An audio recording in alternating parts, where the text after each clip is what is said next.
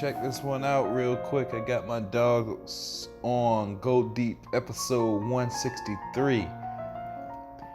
This is a black show today, as you can tell by looking at the intro. And if you can read, you see we only have black guests on the show today. Because this is a perspective also that we need to talk about. You know, in this movement, you know, people act different. People communicate different. People have different, you know, type morals, values, and all this shit like that. But I don't think the black voice gets enough. Well, maybe on my podcast, yeah, because I'm black and I talk a lot. But other than that, we don't kind of get enough shine. So I brought some of my black homies on the show, so, you know, we can kind of show our perspective. Because we do talk different than other people, but when we talk to each other, we kind of understand each other. So, I want y'all to hear it. And that's what I did. I brought my homies on the show today. We discussed a lot of issues, but it's just how we talk. You know, it ain't, you can't twist it any other way if you're not one of us. You know, and it sounds crazy to say that. I know it do sound crazy, but it's just how we talk. It's just how we communicate with each other, and it's just how we understand each other. So that's recorded tonight on Go Deep episode 163. And since it's recorded, I might as well put it out. Since you're hearing this right now, I must have put it out. So let's get into it. First, we gotta listen to some music, of course. Your mom's in the back right now making herself a bubble bath, and she's boiling some nice hot tea. She wants me to come in there with a loofah sponge and help her out, but I'm just gonna act like I no speak of English and just do my podcast all night.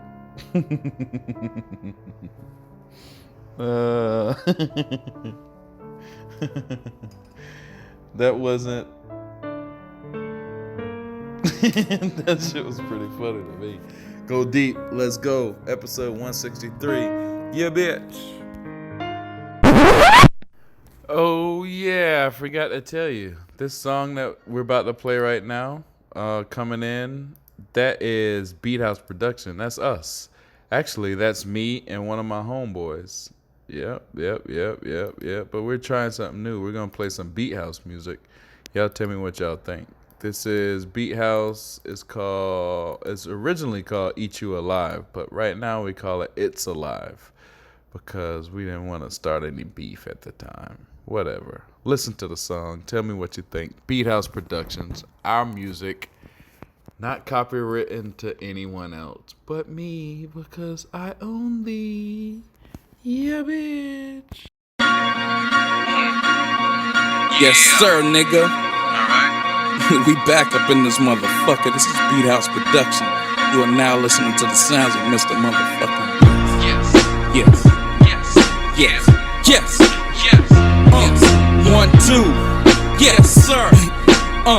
Yes, something, my nigga. Yes. 1, 2. Yes, sir. Yes. 1, 2. Yes, sir. Nigga nasty, yo. Still breathing. It's Beat House Production. 1, 2. Yes, sir. Yo, check. I'm from a city niggas known for putting coke in their nose. Dusty hands, crusty nostrils. These streets is hostile. Keep your weapon, motherfucker. I'm from Charleston. You better keep it stepping. If you get lost, might end up in a messin'. Yeses. I'm from a city where loyalty is God's biggest blessing. You can tell he's a killer. His facial expression has said it all. Niggas, we gon' ball. Coming out the mall with 3 niggas less than 6 feet tall. You can tell they some killers. Check they stance, gun poking out the side of his pants. His Ray-Bans on to shield his eyes, face telling lies. I'm from a city where a smile is your biggest disguise. Fiends by the hundreds, heroin is king. You will rarely find a bitch worth the ring where I'm from. Niggas go dumb and these bitches go crazy. Whole city haunted with ghosts like Patrick Swayze.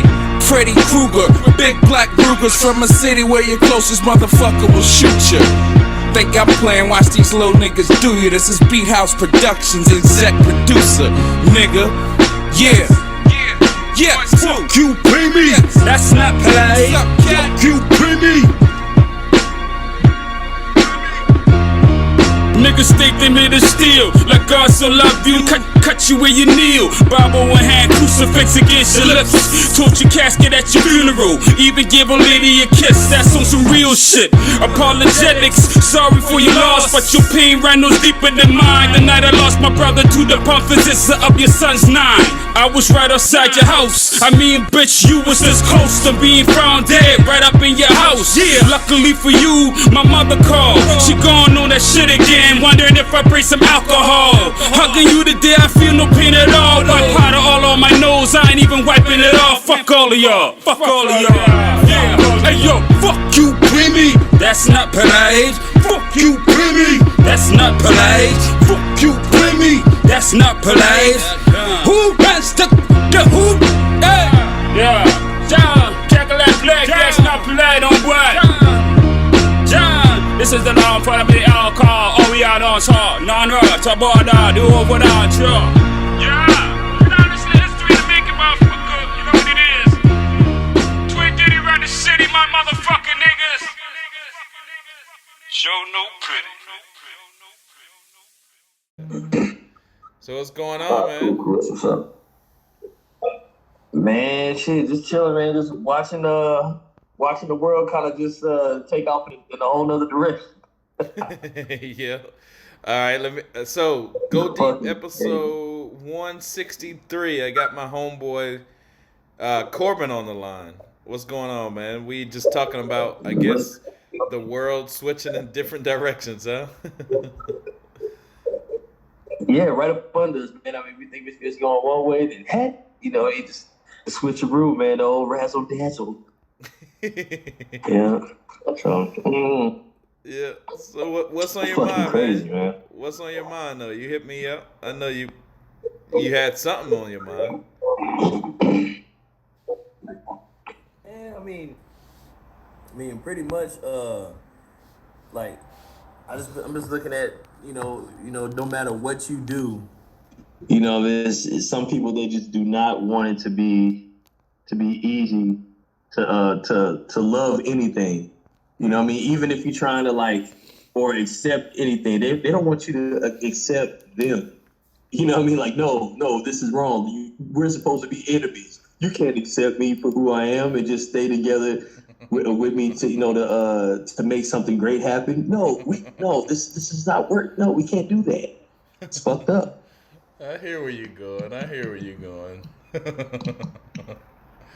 Oh yeah. All right. So we I feel you, but we got some solutions though, right? Don't you what you want to do to get out of that shit? I saw you doing some shit on Twitter that kind of showing people love, telling everybody who to follow and shit like that, you know? Yeah. Pretty much, you know, like I just felt like the energy, you know, was shifting towards negativity. Like I felt drained and down, you know, and I was like, you know, I mean, just looking at it from, as you can see, the outcome of some of that, which was a success overall. But you know, some people they just feed off of negative energy and anger and frustration, and they love it. You know, they love it attached to their name. You know what I'm saying? Like somebody, I like that somebody hates me. You know what I mean? And they're kind of like psychologically fooling themselves into, you know, it's because they're jealous type shit. When it's actually because we've been getting our energy to, you know, getting our energy, good energy, positive, 100% wholesome energy raped and turned into something else. And that shit angers people. It makes you want to do bad shit to people, you know? But instead, you know, we up here trying to do the right thing. And then they're just like, oh, no. We need you to hate us in order for us to be important. It's fucked up, you know? So I just said, okay, it's like a samurai showdown desperation move. I was like, you know, I don't have a big name, but I just figured, you know, let's just start like a unity chain. You know what I mean? And I've been talking about it for a while, and bam, you know, I didn't want to reveal too much, you know what I mean, to anybody outside of, outside of people I felt like I could trust because, people like to take shit and shoot it down before it even starts to fly. And then I did it. And it's funny, the time I was thinking about doing it, I seen True Love Faith, she was doing it. And I was like, but she, and she wasn't attacking a whole lot of people. She was just doing it more kind of, like one at a time. She was like, yo, check this person out. And she'd say some really cool, like heartfelt things about that person. And then, she would do another one. Now, I only seen one, and that was George Saya. And I was like, yo, that's what's up. And I said, you know what? Fuck it. I'm gonna go ahead and do it. I mean, who cares who did it first? I know I've been thinking about it. Apparently she's been thinking about it. Fuck it. I don't care about the virtue. Let's do it for the movement. So I started doing it, somewhere in the middle of that, we started talking about it. And then, me and Truth got cool. Me and Faith got cool as fuck. Inboxing, talking about movies and shit. It turned out pretty cool. So, yeah. Was that's your first time anyway, talking to her? We'll talk about the negative shit later, but go ahead. Yeah. No, I said, was that your first time talking to her? Yes, first time. All right, word. Well, that's good. You made a friend, man. Oh yeah, made several, man, because of us, it's us trying to say, hey, let me put the bullshit to the side, dude. I matched the follow on Stephen Colbert, dude. Oh my god, nigga, I sat there and I looked at it because Eric M. Blake, he followed suit after I tagged him in it, so he did his own. And he had, some people up in there. I follow some of the guys, in the 40 and shit. I don't know what they call themselves that, but, I follow some of the guys, it's no big deal, whatever the fuck, we got to agree, whatever. Let's just get this movie cracking and shit and get this artistic integrity looked at. But anyway, I went down the list, and at the bottom of the list, it was Stephen Colbert. I was like, fuck. If I want this nigga to follow Pilly, I got to fucking do this. Yeah. You know what I'm saying? Nah, it's all good. I hit follow, and I was just like, oh, that nigga, like my heart fell out. But it's all good, whatever. You know what I'm saying? Yeah. I did it. Right. It's definitely all good, man. Whatever y'all feel y'all want to do to make y'all's movement more enjoyable, man. I'm all with it. Mm-hmm. And it's another thing too, man. One thing about it too is like you don't have to participate exactly how I'm participating, how you're participating. You know what I'm saying? You don't have to do it in that way. Like, bro, if you want to just make it to where it's like, yo, I'm just gonna, do this shit, and I'm just really putting niggas up here that like, or against this, right, and the third, like it's more of a focused thing. That's fine. As long as you're participating. And if you're not, that's fine too. But don't hate on niggas that is. Right. You know what I'm saying? Right. Like, don't fucking do little sneak shit. Right. Yo, I see our homeboy JD showed up.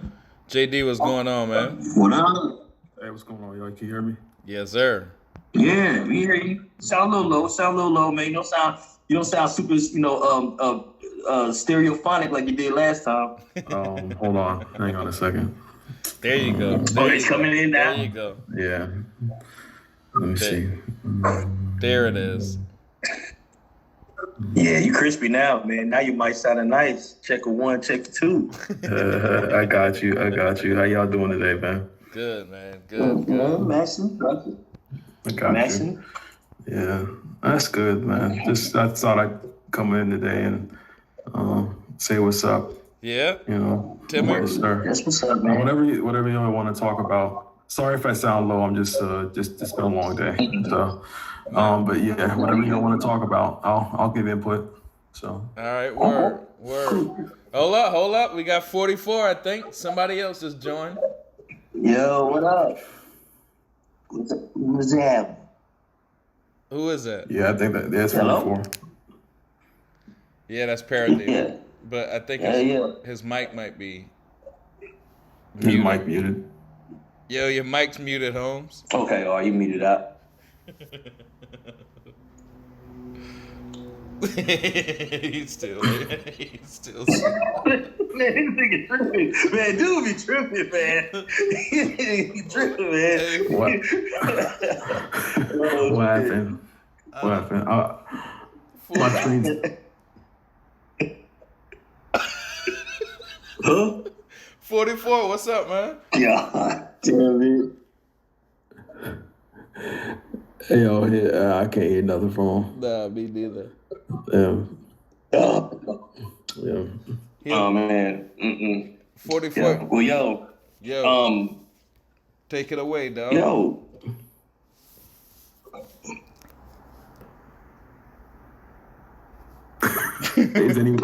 Is anybody starting? All right. So now we got it. Go Deep episode. Hey. Hold on. Who was that? 44? Nah, it's Korbin. All right. 44, you might have to back out and come back in, dog. If you can hear us, you might have to back out and come back in because your mic, we can't hear any audio from you. There you go. All right. So we're going to start over. Go Deep, episode 163. We got a nice little black guy roundtable tonight. We got Korbin. Y'all heard him talking a little bit earlier. What up? We got JD. What's going down? What's going on? And coming back from bathroom break, we got 44, who should pop back in here any second now. All right, so Korbin, take it away. Kind of now that we got the crew here, kind of tell everybody what you've been doing, what you got planned, what you've been witnessing, all that shit, and we can just freestyle from there. Man, really, I'm just trying to, just keep the head above the hate, you know what I'm saying, and try to encourage other people to do the same. Basically what I'm here to do right now, and then also too on the flip side is to make sure that don't nobody get out of it. Yep. What's up? What's going on, bro? Word. Shit. Nothing chilling. Y'all can still hear me? But yeah, anyway, you crisp. But yeah, let me go and finish the little thing. But yeah, basically just keep everybody head above hate, and just try to keep it positive. But at the same point, you got people just, coming at you and shit and saying whatever. Like at that point, you do what you think you need to do. Attack them however you think you need to attack them, because we here for prosperity and shit and peace, but we ain't pussies either. You know what I'm saying? So just letting you know, we all grown. You know what I'm saying? And you can get it however you give it. So just remember that. But but we want to keep it as positive as possible. And that's what we've been trying to do. And just making sure people don't do things out of pocket and just against what the movement's all about, basically. Hell yeah. There you I go. hear that? What it sound like? It sounds like me playing Tomb Raider. So 44, how you doing today, man? Shit, I'm chilling. Another day in this goddamn lockdown. I guess as they said it's gonna be over in a week or so. Yeah, that's what they've been saying. Other than that, yeah, just been chilling, smoking, getting a little bit of working out done. Yeah. You feel me? I done beat so many fucking damn games. This damn lockdown, I'm just going back to old games now that I haven't beat, just finishing those shit. So. Word. What's your feelings on the movement lately? Honestly, I just want that damn Snyder cut at this point. Yeah, me too, though. Me too. That's what I'm feeling. I feel like it's just a lot of time we all spent with each other, including people that aren't here on this podcast right now. And I think it's safe to say that, you feel me, some of us are tired of each other.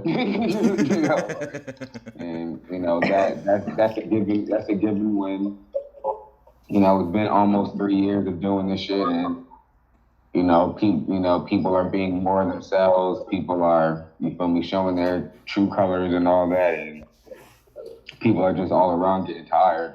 But I feel like that even though everyone's still pushing hard and pushing strong, that there is starting to be less focus on the actual film itself, and more focus on, you feel what I mean, what everyone's getting out of the movement. Right. In my opinion. Right. 100%. Yep. I agree. Who wanna take over on that? Who wanna compound on that?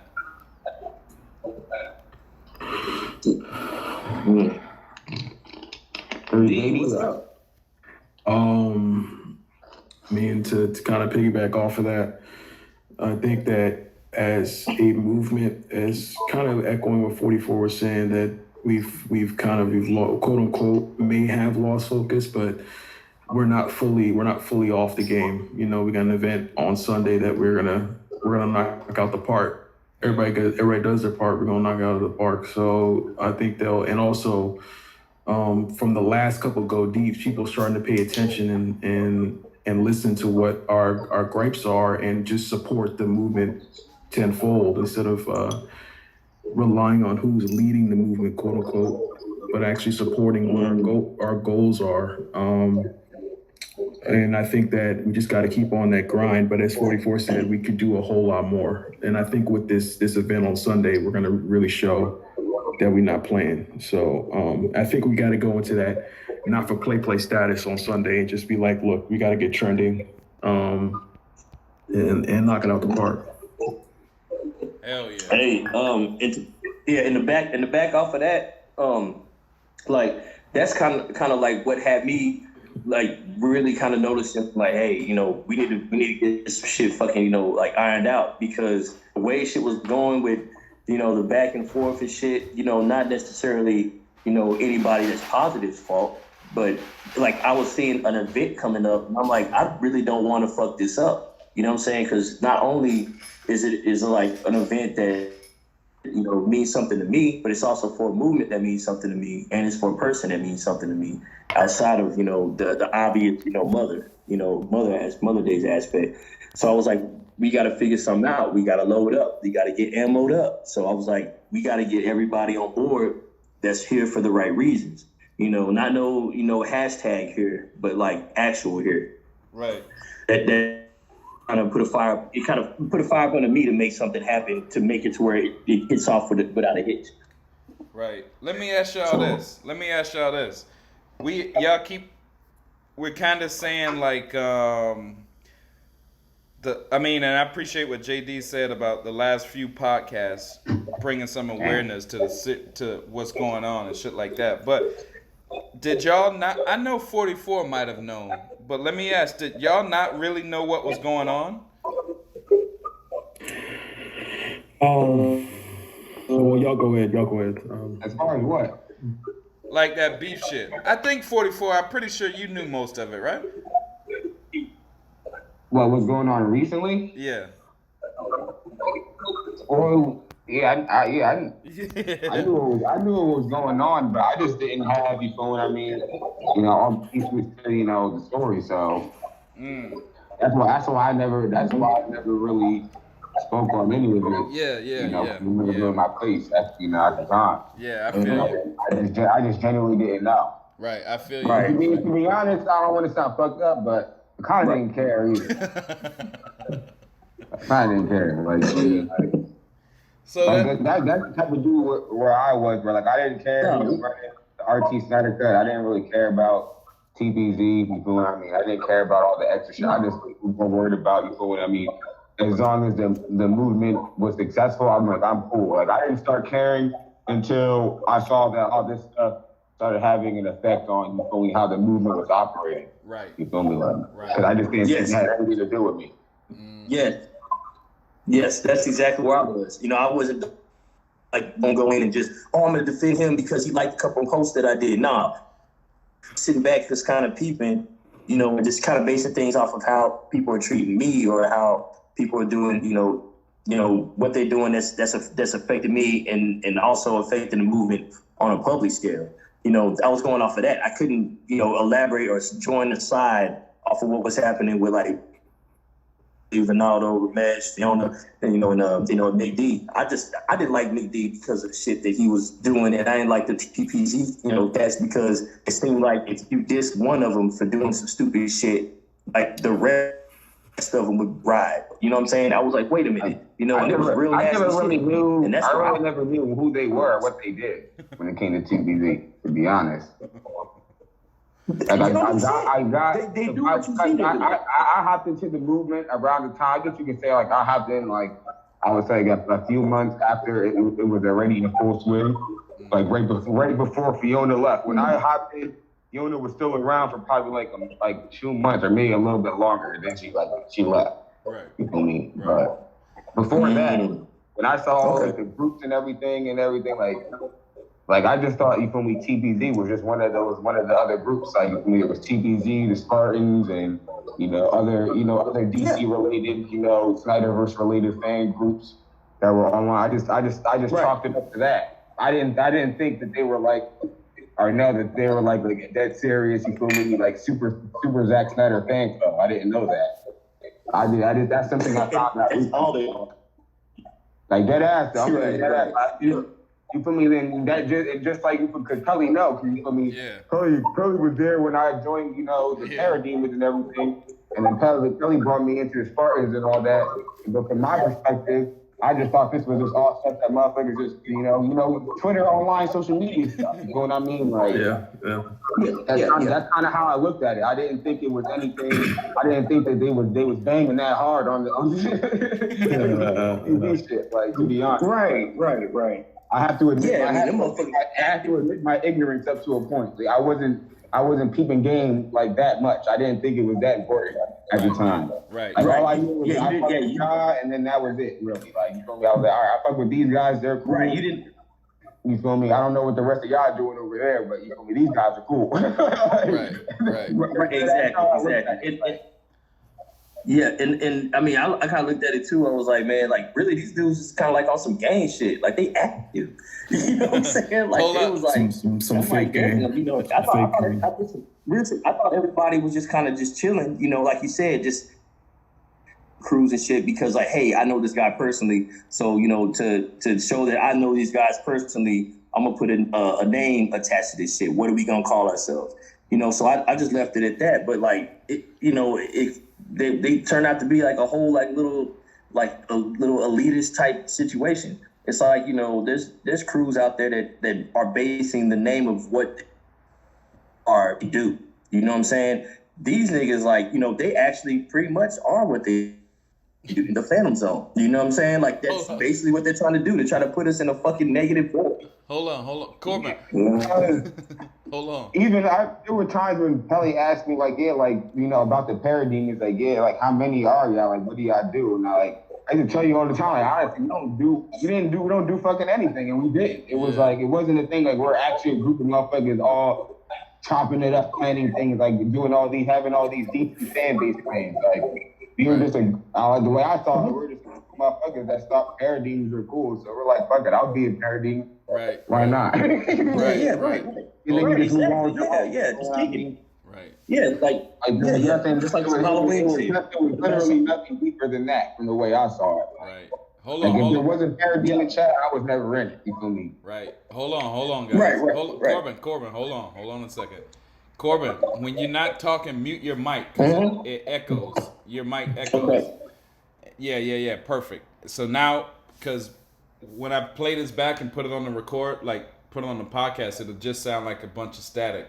So how about when we let, like, if one person talk, let's make sure that person ends, and then we can jump in. Otherwise, it's just gonna sound like a bunch of static. All right. So I got what you said, Parademon, and I remember that time because I didn't know what the Parademons was, and I remember around that time is when I started trying to make like friends because I kind of grew up in this movement under TPZ and in the Spartans or whatever. But when I started, I just saw the Parademons. I saw a bunch of motherfuckers. I was like, God damn, I thought they was cool as shit. So then I just hollered at 44. I was like, yo, You know, come to this chat room with us, and the rest is history. Now it's not like you're one of us, but I thought you had a major voice, man, and to have you not in the chat rooms would be a disservice to our fucking movement, you know? Nah, I was just a guy. To be dead ass, like, you feel me? I was just a guy. You feel me? Like, at the time, I was tweeting a lot more and, talking a lot more because, you feel me? I was trying this shit out. I was trying Twitter out because I was never really on social media like that. I didn't even fuck with like Facebook like that. You feel me? I've been dropped social media and stopped really entertaining that shit back in the MySpace days. Like I'm like, you feel me? I'm very bougie when it comes to like technology and certain shit. Like, you feel me? After the MySpace days, I had my fill of that shit, and I was like, the real life was good enough for me. You know what I mean? And I wasn't into. Even to this day, I don't even have an Instagram set up. You feel what I mean? And I don't. Like, so when I was on Twitter, I was just, you feel me, going crazy. You feel what I mean? I was like, oh, wow, this is cool.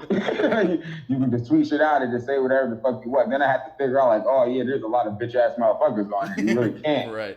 So let me whatever you want. Right.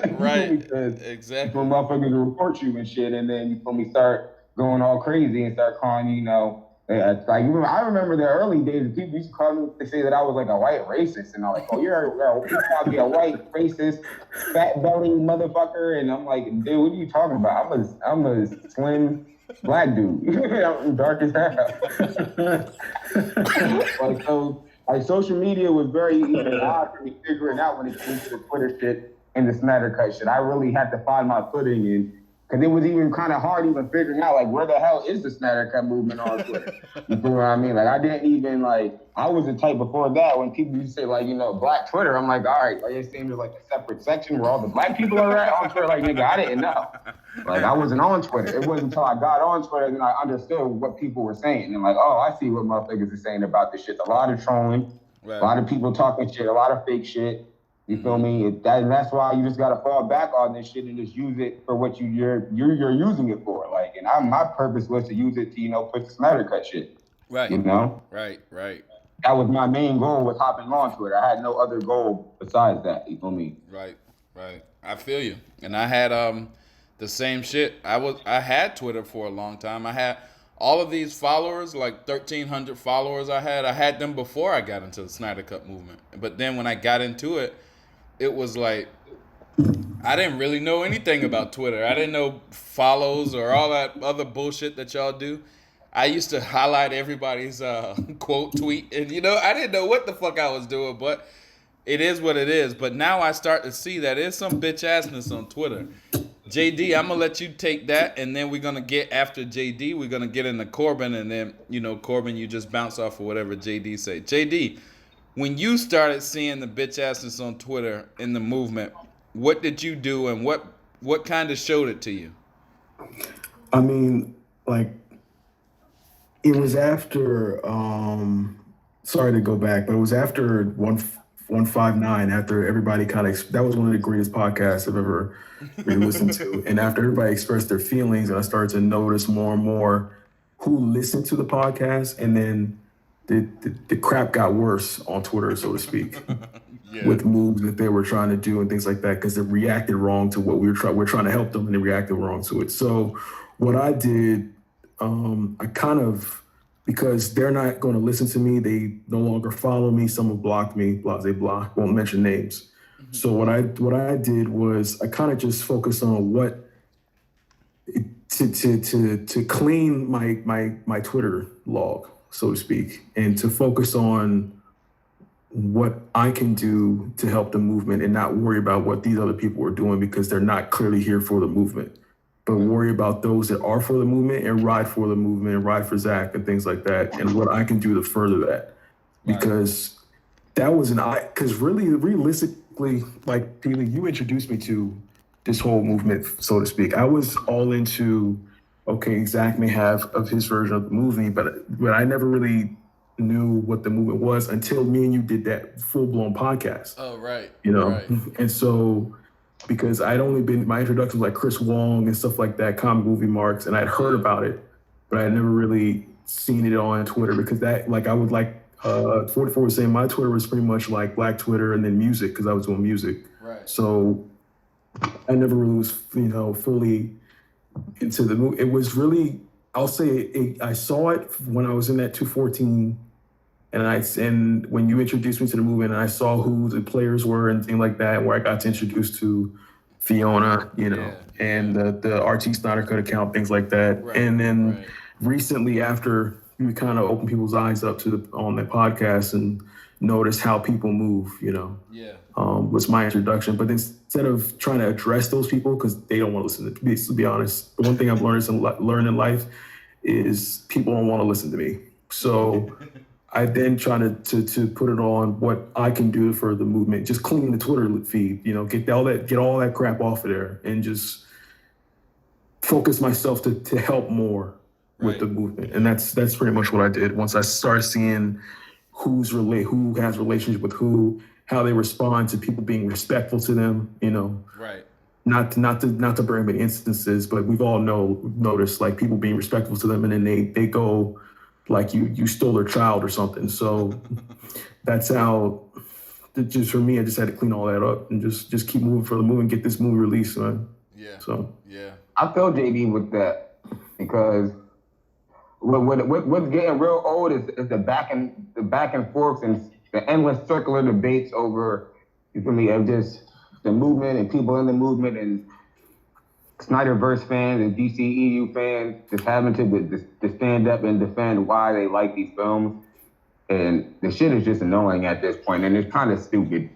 when I really think and ain't no kinda, it's full blown, it's retarded mess, bro. Like it's retarded, really. Yeah. Especially when it comes to Superman, like they want to have all these debates about Superman all day. Like there's not like 1,000 iterations of Superman. Bro, this nigga is not Luke Skywalker. And it's people in the movement that want to have the debate. It used to be people who didn't like Zack Snyder would want to debate you. Now it's people in, quote unquote, in the movement that want to bring up all this crap. It's like, bro, we don't have time for that. Bro, we don't care. We like this shit doesn't even compare to Goku. You can sit here and debate who Goku is more than this shit. And there's only one Goku. After a while, you're gonna have to say, shut the fuck up, Goku like this, that's it. Same thing with Luke Skywalker. All right, there's only one Luke Skywalker, he like this, that's it. When you get over to Superman, it's like, bruh, there's like 1,000 iterations of Superman. You feel me? And on top of that, the way you look at it is really stupid anyway, because in my opinion, Superman should be more like Super Mario. Superman should be a well-rounded character.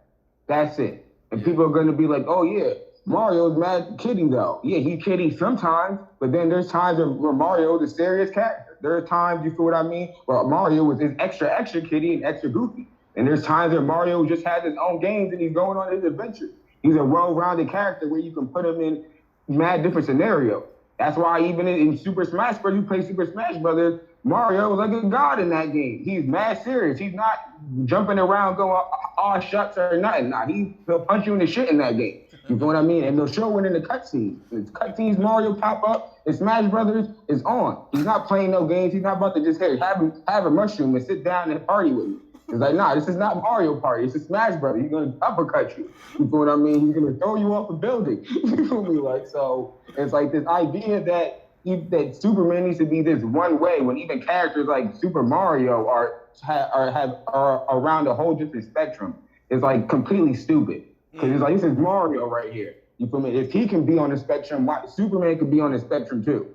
He don't gotta be the same shit every other time. It doesn't make no sense to me. And what it really is really, like I said, it's a circular debate and argument just to waste people's time. Right. They're just trying to waste your time. It's arguing over this, debating over this, having you justify this shit. It's to the point where niggas want to argue over Jonathan Kent. It's like, bruh, I don't care how you feel about Jonathan Kent. like get over it, my nigga. Like, what the hell? Well, how I look good to sit here debating the merits of Jonathan Kent as a father. Right. Like, bro, did you watch the movie or not? And my problem is like, why is it that with Zach's movies in particular, because I have to emphasize that, Zach's movies in particular, we have to debate how a character acts. Right. But with the MCU, it's open to interpretation, even though there's so many things wrong with their characters. Like, Snyder's writing wise wrong. Yeah. His characters in his films not only does he choose properties where characters in his film, where the characters in the story don't do the run-of-the-mill thing. In his films, the characters in the story is never about the run-of-the-mill thing. You have to, I have to be honest too.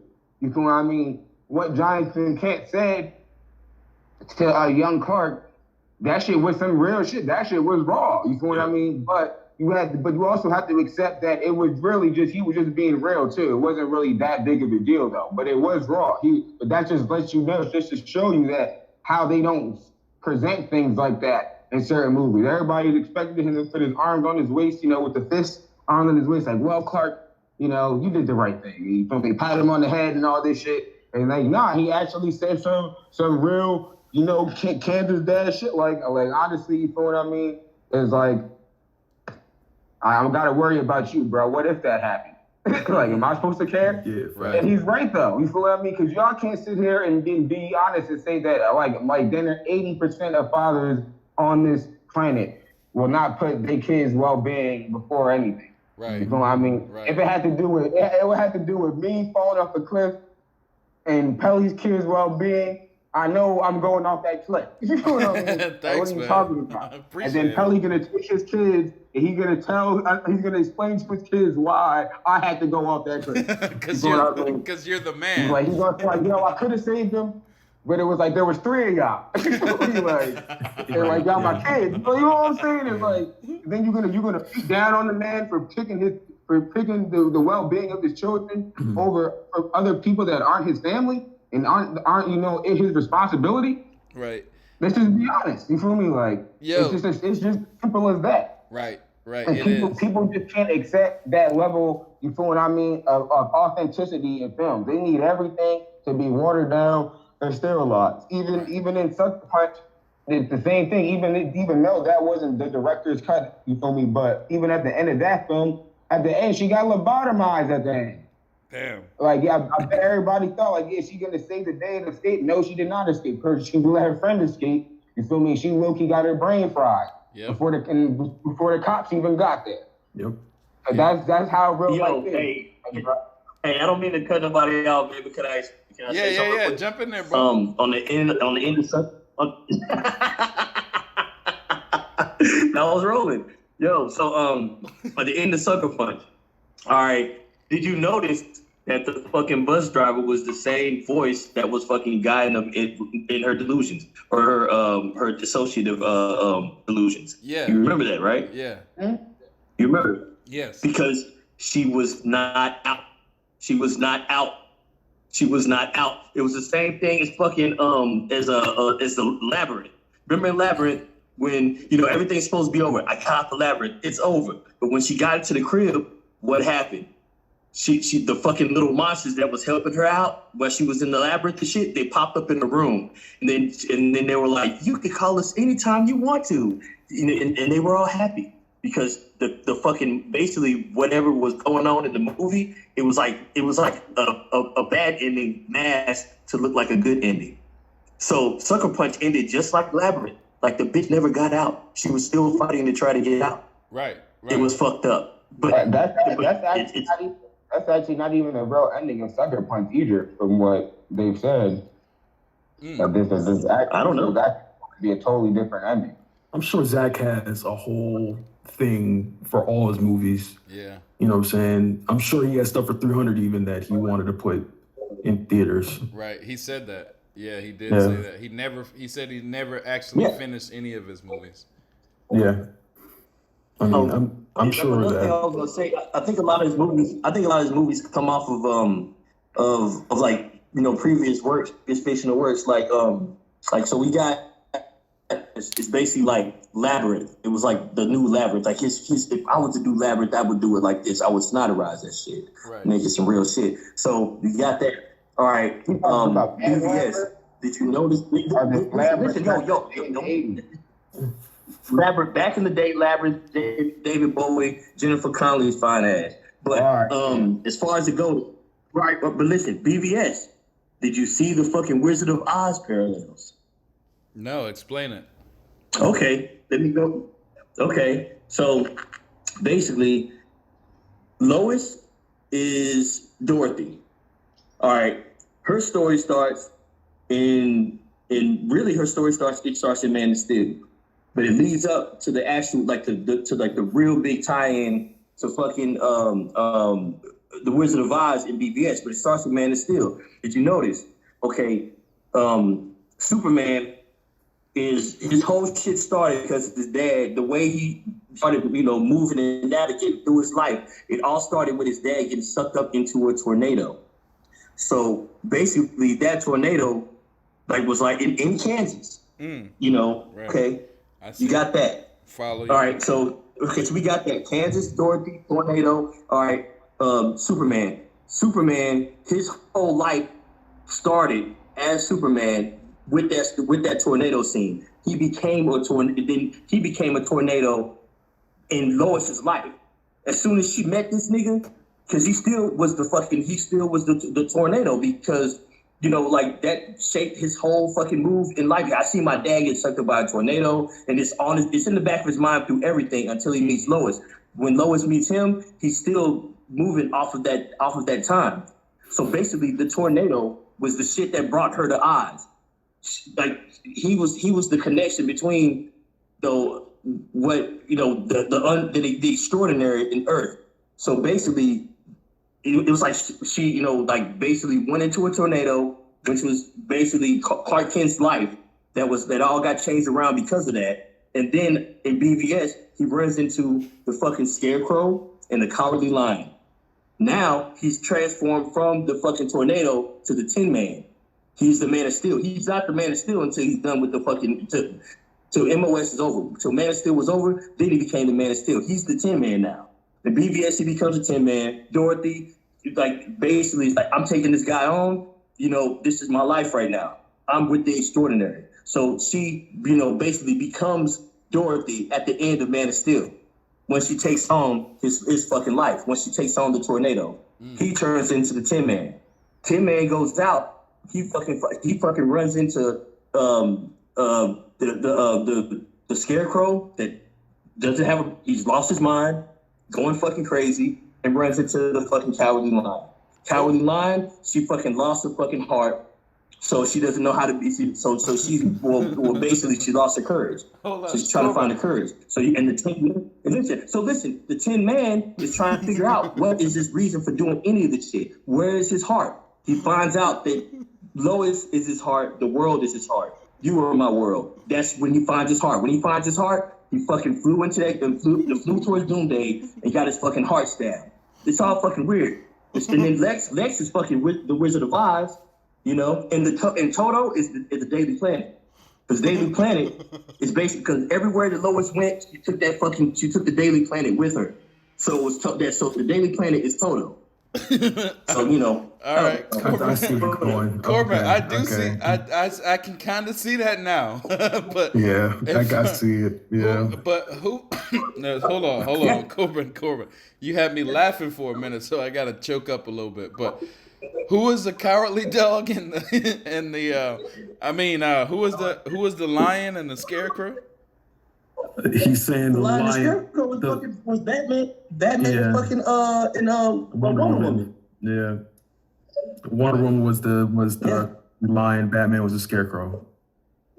I mean, I see where you're going with that. I see that. I gotta. The thing I love about these discourse that we're doing, to anybody that's listening to the podcast right now, notice that we're not fighting over our interpretations. Right. So all right. I would take that to heart. Understanding. Right. Exactly. I could see the tornado. You really had me, dog, because I was listening, and when the tornado part, I was there. But then when the how they met the different characters on the trip, like the Yellow Brick Road or whatever, I kind of lost it right there. But if JD say you on point, then I think you on point. I see where you was going. Yeah.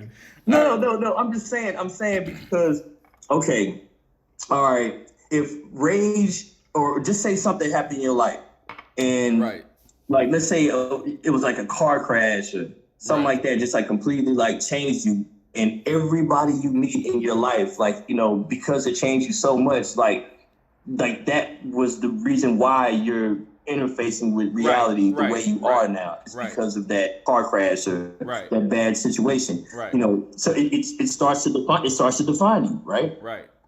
Right. So therefore, he was the tornado because of what happened to his dad in Kansas. You know, just like, you know, Dorothy in Wizard of Oz. Okay, at the end of Man of Steel, because you know, at first he doesn't even have like an alter identity and shit like that anybody knows about or he gives a shit about till he starts working the Daily Planet. At that point, that's when he becomes the full Man of Steel, because now he's Clark Kent busting his shirt open, you know, transforming his shit, the Superman, and then coming back to his office job in like 30 minutes. You know, that's, you know, it's the full circumference. So at the end of that movie, he's the Man of Steel.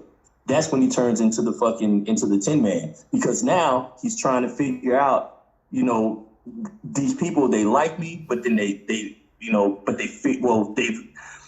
me, but they fear me. You know, why am I even here? His heart, he never had love. He never had love outside of his family. He's looking for his heart. Why should I be saving these people? So now he's the Tin Man. It's weird how he did the flip like that. I mean, I admit that that's a strange thing, but you just gotta, you know, it's fucking Zach. You just gotta you gotta trust him and just keep going. And by the end of fucking BVS, you realize it's basically the Wizard of Oz story all over again. Damn. You know what I'm saying? But I mean, not basically though. And then you got Wonder Woman. Wonder Woman is the cowardly lion because remember, I turned my back on man 100 years ago because she lost her fucking heart. You know what I mean? She had no reason to fucking take up for men because, you know, the world of men, because, you know, like, you know, we basically got her whole life for her. So she was like afraid to do anything heroic anymore after World War One. And then you got Batman. Now he lost his fucking mind. You know, so that's the fucking Scarecrow trying to get his mind back. I mean, you see? Yeah, I can see Batman and Scarecrow definitely. And he walked through those the fields a lot in that movie. Yeah. The straw. Right. Boom. See, God damn it, Billy, you need to stop this shit. No, now you don't make me watch this again now. No, hey dog, this is your Korbin, shit. Don't make a PowerPoint about it. Just watch it. Oh man, nigga, shut the fuck up. Hey, that was his PowerPoint, guys. No, it wasn't, nigga. I just came up. Hey, but check this out. I want to go back to something that 44 said earlier. He said something that really, really, really struck me. And it's the truth, and nobody really focused on this. Do y'all see how much time we do waste arguing in the movement? Like on both sides. I could see like pre 159. Y'all know the chat rooms. Everybody was kind of talking shit, kind of just like pissed the fuck off, right? So that was kind of the reason. That was kind of the reason for 159. So then, the place gets quiet. So it's kind of like, all right, we did our job. Everything looks good now. But even when you go in the chat rooms, everybody's still kind of worried, still kind of talking shit, still kind of, you know, it's like nothing changed, you know? So it's like, damn, dog. Are we just going to talk about this nonstop forever? Because it's kind of like, I even had to silence all of my notifications on my phone. The only one that comes through is like a text. And that, you know, because of Kimura or whatever. But for the most part, man, it's a huge waste of time, these fucking, like, little-ass arguments. And I understand if people got to, you know, speak the truth and get some shit off their chest. I completely understand that. But after that, to go back to the drawing board and start planning again or this, that, or the other, I think that's a waste of time. And I'm say that to be honest. I think we need to stop that shit, you know? Say your part. If you got something to say, be a man. Stand up and say it. Don't go back into chat rooms and try to put a battery in everybody's back. It just ain't, that ain't what's up, dog. You know? No, hey, and I don't mean to I don't mean to cut you off, man, but like, yeah, I definitely agree. If you look back even in the thread, it's like, you know, people, you know, like they might be talking about something negative, and I'm like, okay, let's do something positive. You know, let's because trust me, I've done it too. I've got on some on rants like that too. But the thing about it is, I just had to be like, man, look, what are we doing right now? Like, man, this is exactly what you know they want. You know, not the people arguing, but the people that want us to argue, to not have the cut come out, that don't give a shit about a vision, a once in a lifetime visionary artist releasing a movie that's gonna shake everything up. They don't want that because so we're actually playing into their fucking hands. They know about these fucking chat rooms. They know that like us being fucking focused on negativity is like the best thing possible for them because they thrive off of that. I mean, look at the world around you. It's literally built because of people being distracted and people fucking feasting off of negativity. Right. So, I mean, I look at it the same fucking way, man. It's like I don't be muting shit, but I think it's a good reason, a good thing that I do live in low reception. You know what I mean? Like, so I don't get all the notifications all the time because it would be fucking nerve wracking. And I'm not saying nothing to nobody, like, as far as like, oh man, you being a bitch, why you crying? People need to get that shit off. But after you get the shit off, on to some real shit, man. Let's get this nigga movie out, man, and hold up artistic integrity. Right. You know? Right. 44, what you got to say? Because you brought that point up, but you kind of strayed away from it, of wasting time. What you think? I think that everyone needs to just focus on, pushing the movement forward and getting the film out, really. Right. If you talk about anything, make it something productive. Mm-hmm. Having the same discussions over Man of Steel and BVS, like, over and over again, you feel me, in chat rooms, all the timeline, you feel me, on podcasts, you feel me, it's not really getting anyone anywhere. And I think everyone has to really realize too that, 'cause I feel like a lot of people are just waiting and writing off of, what information they can get from Zack Snyder, you know what I mean? But at the end of the day, you have to build on the movement, you feel me? You have to start talking about things and discussing things that'll shine a brighter light on, you feel what I mean, the situation. And while at the same time enlighten people and broaden people's minds. If you're just going to keep, discussing the same things over and over again, people are just going to feel like they heard that shit and then they're just going to move on. At the end of it. Hell yeah. And that goes for, the whole movement because, there's a lot of people that do that shit. And I feel them, they just trying to keep the ball rolling. So you can't really knock them for it. But as we have to, if you really believe that this film is coming out, we got to start, you feel what I mean, start speaking like it, you feel what I mean? We got to start, speaking about what's going to be in this film, what can come next, you feel what I mean? Right. We got to stop having the debates and defending these films at this point because it's like you can't be on one end, constantly defending Man of Steel and BVS and the DCU in general, and then on the other end, fighting for the Snyder Cut, you feel what I mean? Like, at a certain point, we have to have faith that, you feel me, the films that Snyder made, you feel me, at least I already have faith in it, but you feel me, you gotta have faith that the films that Snyder made are gonna stand on its own. Right. You feel me? And you don't gotta keep coming back, you feel what I mean, with the pitchforks, making sure people don't rip them down. They're not gonna get ripped down at the end of the day. You feel me? They're gonna be good. Right. You gotta worry about getting this film out, Snyder Cut, and that's what really important. You feel me? That's what I think.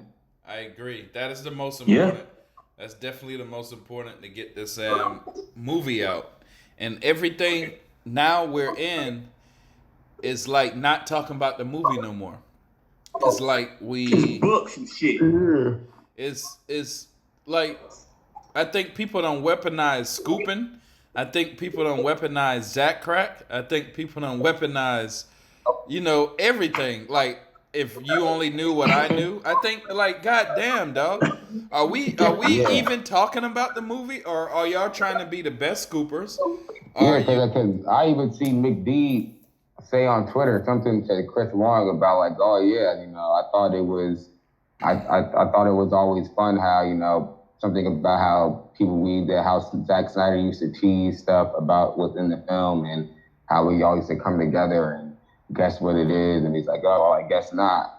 And I'm like, and I sat there and I read that. I'm like, yeah, you know, You're not that's Zack fun and Snyder. cool when Zack Snyder does it. You Right. know what I mean? But you feel me? When you have other fans, you know what I mean? Yes, y'all are just fans too. When you have other fans, you know, hoarding information over, you feel me, the movement and other fans in general to, you know, to bring attention to themselves and to, you know, build up big hype kind of is not really, it's not the same thing. You know what I mean? It kind of comes off disingenuous as fuck. Like, what can I say? It does. It comes off real corny too for you even to insinuate that it's the same thing. Because Right. a lot of people, like, you guys are new to a lot of people. A lot of people don't know who y'all are. You feel what I mean? Like that. You feel me? And then on the other end, you feel me? You got the whole thing going on with the, you know, the RT Snyder account, you know, account that a lot of people do know of. And then you got other people on the other side, you feel me, saying like, oh yeah, we have you, like Pelly said, like weaponizing Zach crack in a way. You know what the fuck? Like, they're like, oh, we have all the good Zach crack over here, certified by Zach. You know, like, isn't this fun? You feel what I mean? And it's like, it's not fun. Yeah. I mean, and that's the thing. So I'm gonna tell you, I don't think Zach knew what was going on. I think he might have been like, you know, I mean, he's smart. He's a fucking genius. You know, he's probably like, oh man, you know, I know people are probably gonna be jealous about this, but you know, I mean, you know, these are some good guys.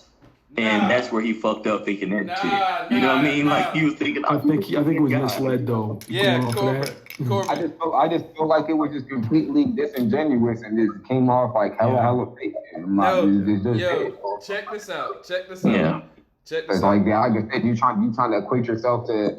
You're trying to equate yourself to, you know, Zack Snyder dropping like an image of the Snyder Cut or something, and like saying like, oh yeah, I thought this stuff used to be fun. Like, yeah, it was fun.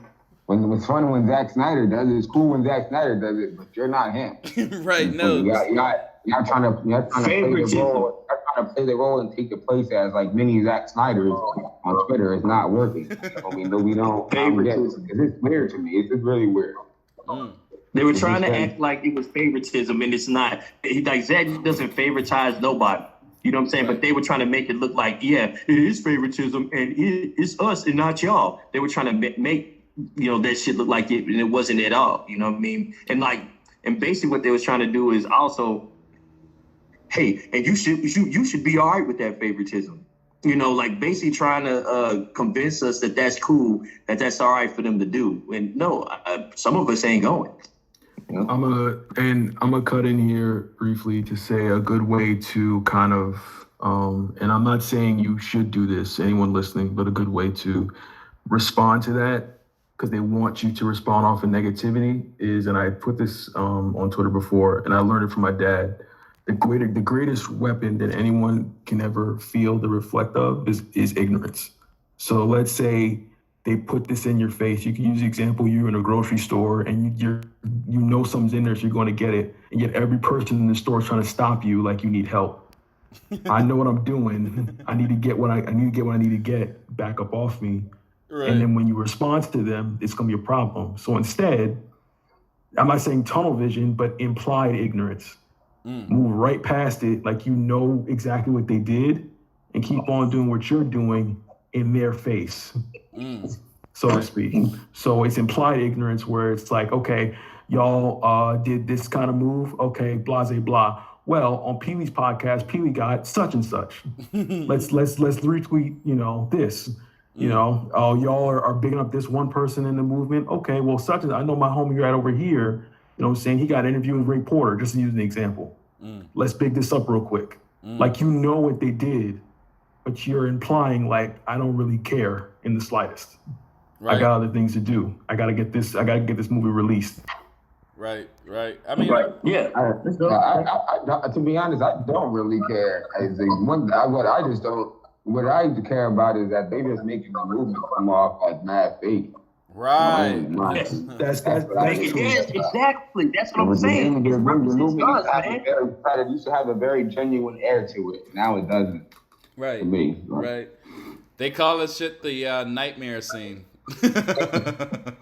And to be honest, like, is it? And like to ask this question of you guys, because my introduction to stuff like that in the movement, I was late on. Like,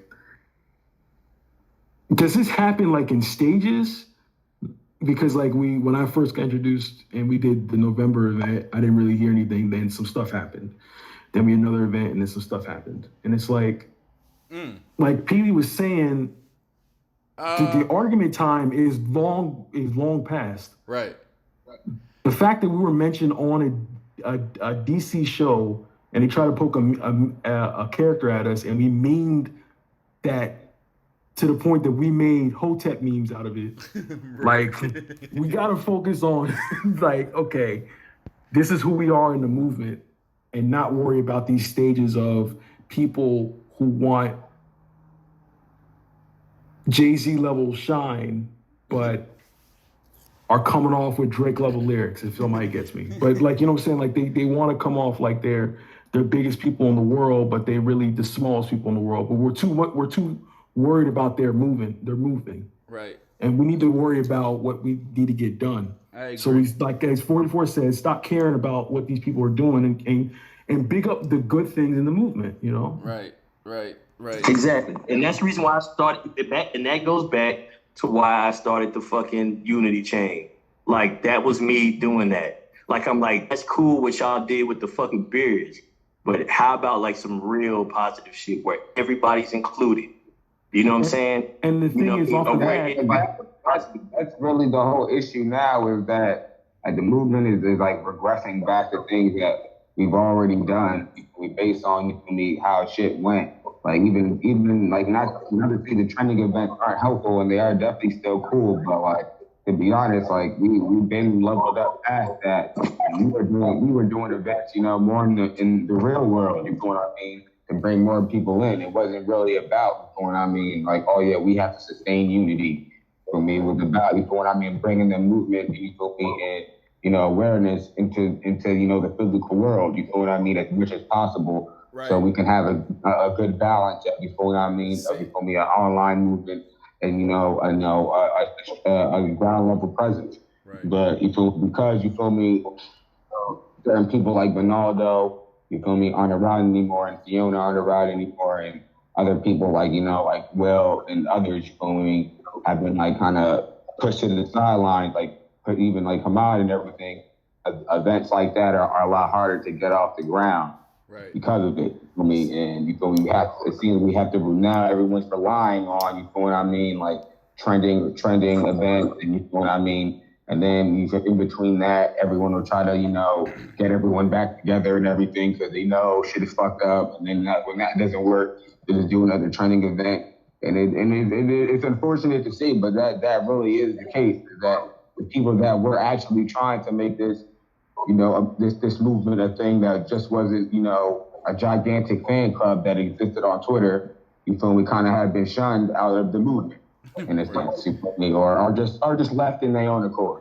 So let me ask you this, because I agree, and you're hitting it, man. You really, I think you're on point, and but I want to ask y'all, I don't think this was done by accident, and I really like, all right, I don't want to keep focusing on that group, because it do look like we kind of thinking about them a lot, but really what we're doing is we're just talking about like what happened, right? So if we look at it, like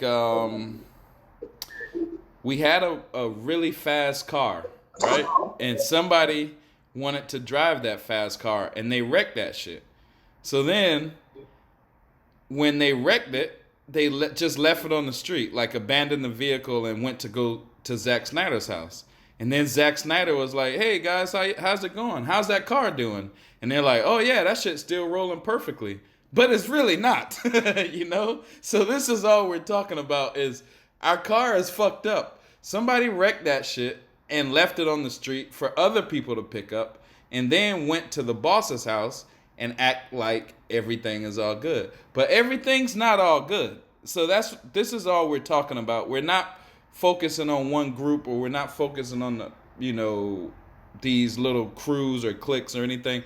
We're just simply telling the perspective that nobody really tells. So there's only one show, and I think that's this podcast is going to say what we got to say. Maybe if Ronaldo comes back and says, whoever, whatever. But for the listeners listening, we're just we're really, really, really telling a true story about what happened to the Snyder Cut movement.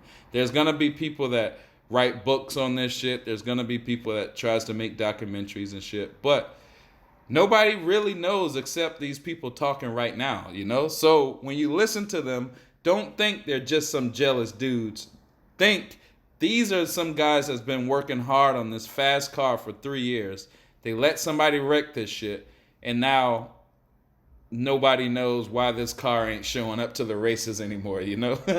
This is the reason why. And to go off of that point, Peely, what we need to do then, and I think I can ask that question of the three of you, what we can do going forward, is stop getting ourselves get distracted when others are mad that we're fixing the car. Right. Stop letting people stop us from fixing the car. Exactly. Right.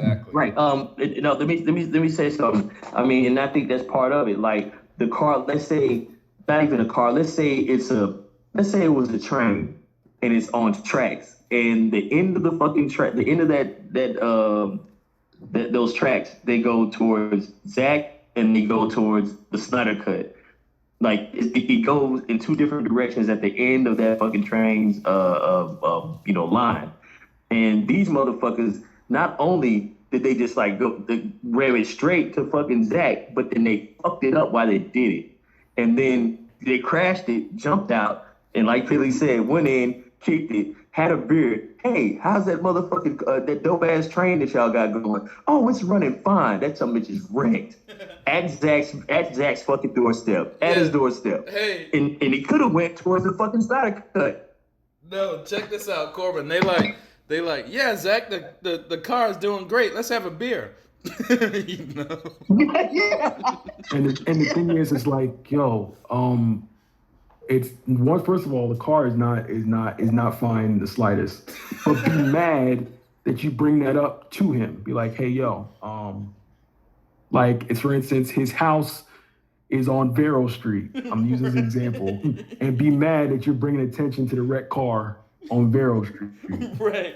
They be pissed off because I'd be like, yo, Zach, I just found a tire and a hubcap for our wrecked car. It was on your street, and he might be like, oh, I thought the movement was doing great. Oh, no. And that's where we come in at, because it's not. You know, That's the biggest thing about it. And nobody's mad at TPZ. I don't think they're mad. I mean, there's some people personally mad at them, but as a whole TPZ, if you're listening, I think people are more upset that y'all kind of look like y'all are celebrating, but I don't know if it looks genuine when you're celebrating a loss, because y'all crashed the fucking car. You know, the RTC account was rolling. I mean, like going 200 miles an hour.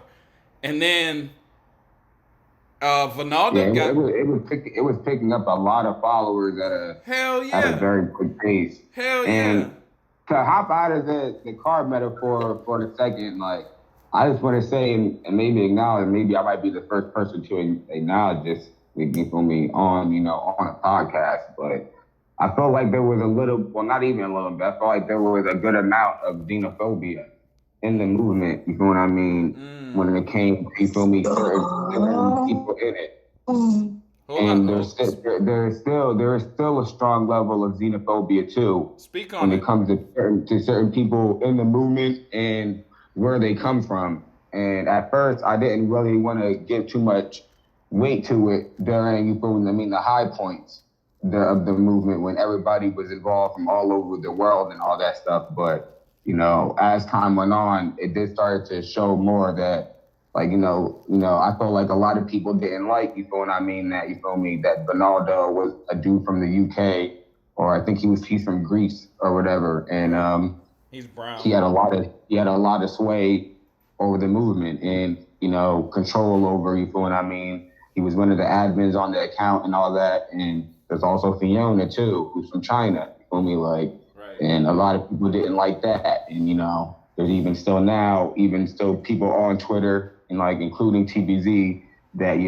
that accuse Fiona of having someone run her account, or I guess saying that Fiona's fake and that I guess she doesn't really exist or something, which is kind of, to be honest, my honest opinion. Yeah. It's kind of blatantly racist. You know what I mean? To be totally honest. Ain't no kinda. If you're gonna say that, if you're gonna say that an Asian girl from overseas is catfishing people on Twitter just because you feel like she's not real, but you have no proof, that's kind of racist. That's mad racist, actually. You know what I mean? Because you have no proof of that, but then you're gonna ride off the stereotypes about how Asian people make fake accounts on the internet and all this other stuff, and then you're gonna use that to mask and say well, it's not even her. It could be somebody else. You know why? You know why they say that. And that's right? not only the only thing. It's also when it came to Hamad too. Hamad, who donated a lot of money to a lot of campaigns in the movement that that helped us out a lot. You feel what I mean? They treat Hamad like a straight asshole. You feel what I mean? Hamad is like the guys in the movement. Right. You know what I'm saying? Right. And I can go on, the list goes on of people who are not from, the U.S. You feel what I mean? And have done a lot for the movement, and then get treated like garbage on the back end. Right. You feel me? Nowadays, you feel me? Like there's a small group of people, because they don't really have that much weight. There's a small group of people that, you feel me, even have the nerve to throw dirt on Fiona's name. You feel what I mean? Like even though everybody knows Fiona was the one that started this. You feel me? Right. You're trying to say that, you feel what I mean, that she's not a real girl and all this other stuff too now, and it's like how are you? Like I said, it's very xenophobic the way it's coming off to me. Right. And you're right. Yo. I also see a lot of foreign fans, like fans from India, you feel what I mean, and other places that are, talking about this and saying and bringing this stuff up, you feel what I mean, because they have the right to, and obviously people are ignoring them, but they are bringing it up. It's like, the way y'all coming when it comes to, you feel what I mean, people overseas that are in the movement is kind of low-key disrespectful, you feel what I mean, to an extent, you feel what I mean, to certain extents, based on the individual cases, but overall it's disrespectful. You know what? Yeah, I mean, I agree. Check this out. Let's really put our heads together right now. Name a person, either black, brown, or from overseas, that gets love in this movement. Peely, this is what I asked you earlier, because I asked you about that specific group, if there's any of us in that group, and you told me there was, but I'm like, then he's the minstrel of that group. Right, no, Yes. right, yeah. I know what you're talking about, but I'm just without shooting at them. I'm gonna say this is facts.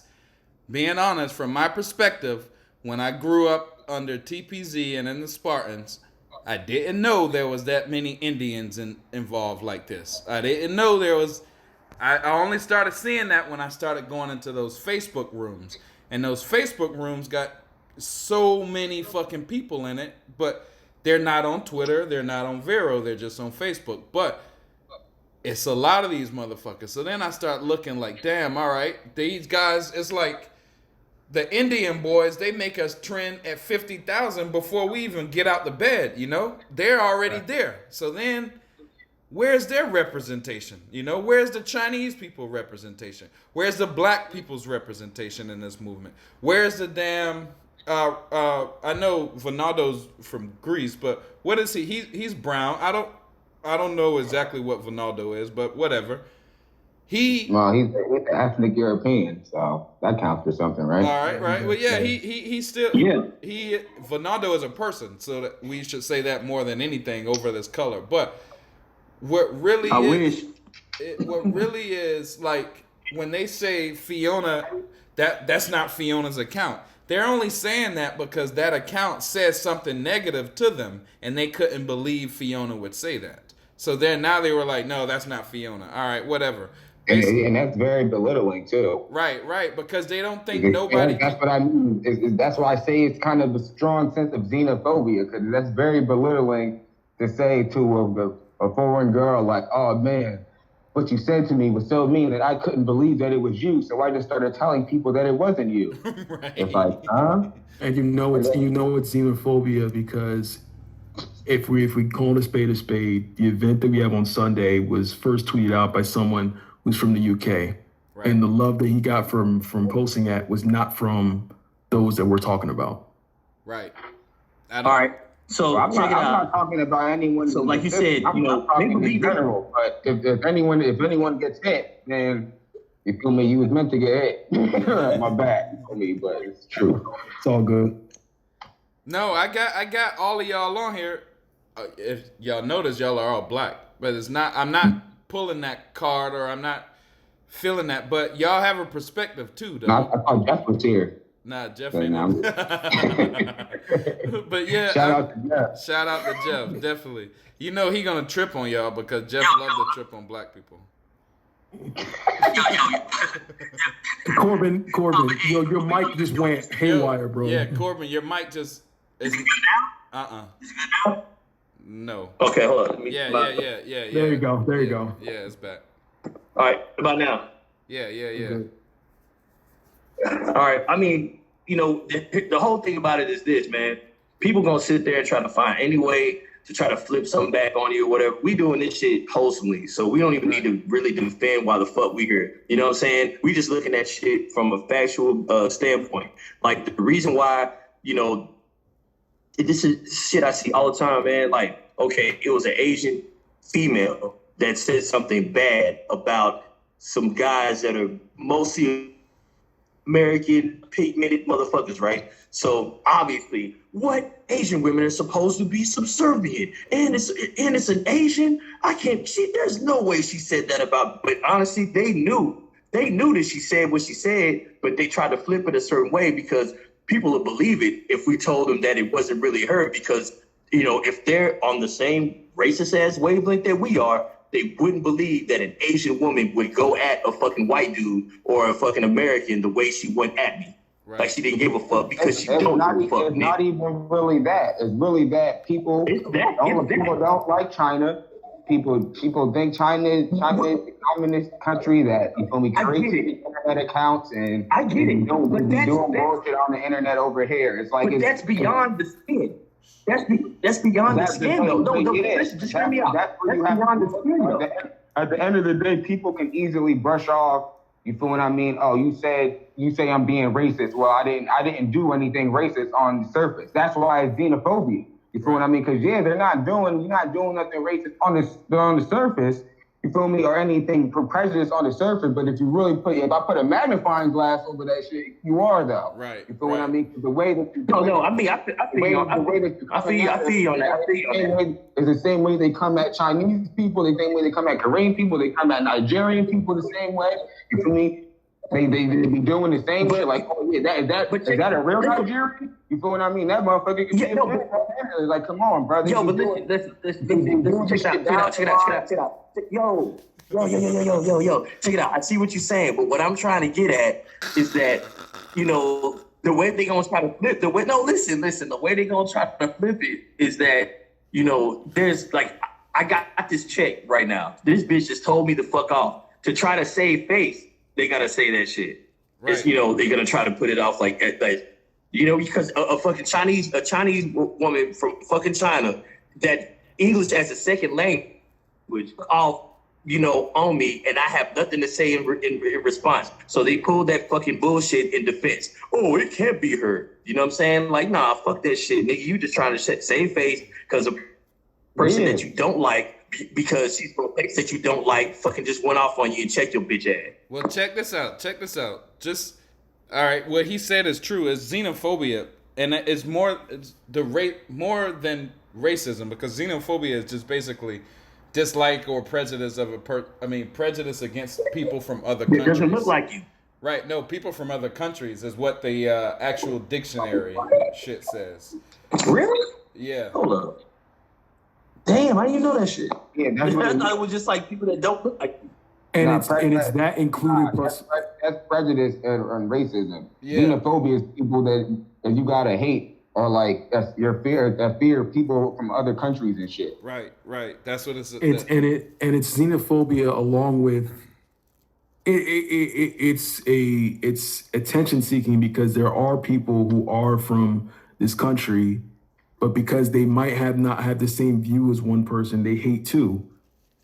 I'll get into that a little bit later, but I'll let y'all finish. So, all right, that's dope. But my question is, and I don't want to like label it as race or anything, but xenophobia is a perfect word because where like the representation from other countries other than America. I'm from America, but in this movement, the people from other countries get shit on the most, you know? And it's like we need the other countries. That's when I saw that, this opened my mind. I'm telling you, the movement is way bigger than we think. Some dude was like, it's just 40 people tweeting, and then another dude said it's 100. No, this shit is huge. This movement is huge, but it's like nobody, if there's a guy from India or Egypt or China or Russia or Brazil or anything like that, they're looked at as just fans, right? They can't even have a say. They don't even have a speak. I mean, they can't even have a speaking part in the movie. You know, it's just a fucking person.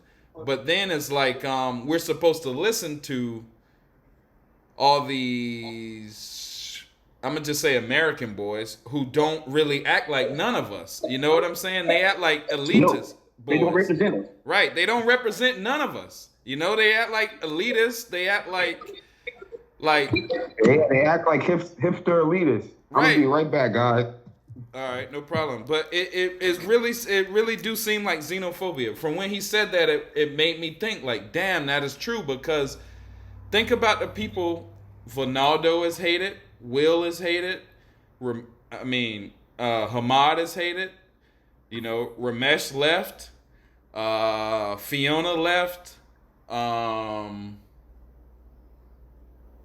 mean, the list probably goes on and on, but all of those people I named are from another country. And Peely, to piggyback off of that, let's say you are from our country and you support those other people, then you're hated too. Correct. There's one girl in particular I'm talking about. I don't want to name names, but she noticed the problem and was attacked for it. Really? And Faith. Yes. Oh, right. Okay. I like and Faith. So, and she supports people that we're talking about who are from other countries to support the movement. Right. Especially Chris. And you notice what the flack she got for it. Right. Definitely. She did. Where's yeah. It's like we're fighting the deep state or some bullshit. It's definitely a deep state. We are fighting the deep state.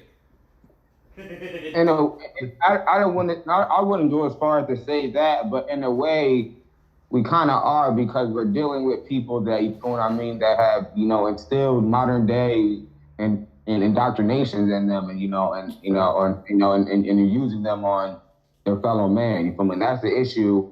You feel me? With nowadays, even more within in the past, because you feel me, it's like it's one thing to have, you feel what I mean, all these, you feel what I mean, like super hipsters running around and all these crazy liberals running around, or even crazy right-wing people running around. Mm-hmm. But it's another thing when then now you have these people in your circles trying to enforce this stuff on you.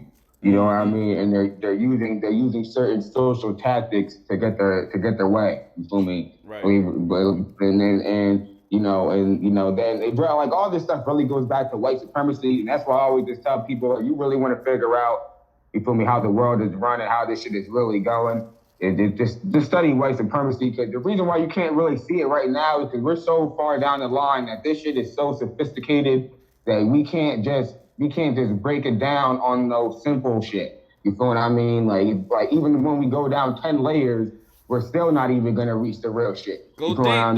Go deep. Like you had to go back all the way back in history, and like the history of the United States of America and all that, and see and look up all the fucked up shit that happened back then, and then put all the layers on top of that, and then you'll see why shit is the way it is now. Like, you feel me? Even when it comes to films, if you ask yourself, like, yo, why do these people get treated like shit, or these people get treated like shit, or perfect example, why do black people get treated like shit in films all the time? So just go back to the history of film. You know what I mean? 44, And then you peel back 44 on that, and you see how they was treating black people in films back then, and then you take it to the modern age now. You feel me? You'll be like, oh yeah, they got more sophisticated with it. But I get why, you feel me, this nigga's acting like an oaf in every damn movie. Right. Because back in the day, 50 years ago, a black person used to be on screen and just to eat a whole watermelon just for jokes. Right. And then gets kicked in his ass off the screen. Right. You feel me? So they didn't really change things up that much. They just started making shit more sophisticated when it comes to how they treat people in society. You feel me? And I just see the thing when it comes to foreigners is one of those things too. You feel me? Is like, well, they won't come out like how they did back in the day and be like, oh man, like, you feel me, screw these Japs or screw these damn foreigners and we don't fuck with them, keep them over there. They ain't gonna come like that. They're gonna use way more deeper, subtle tactics to get their way.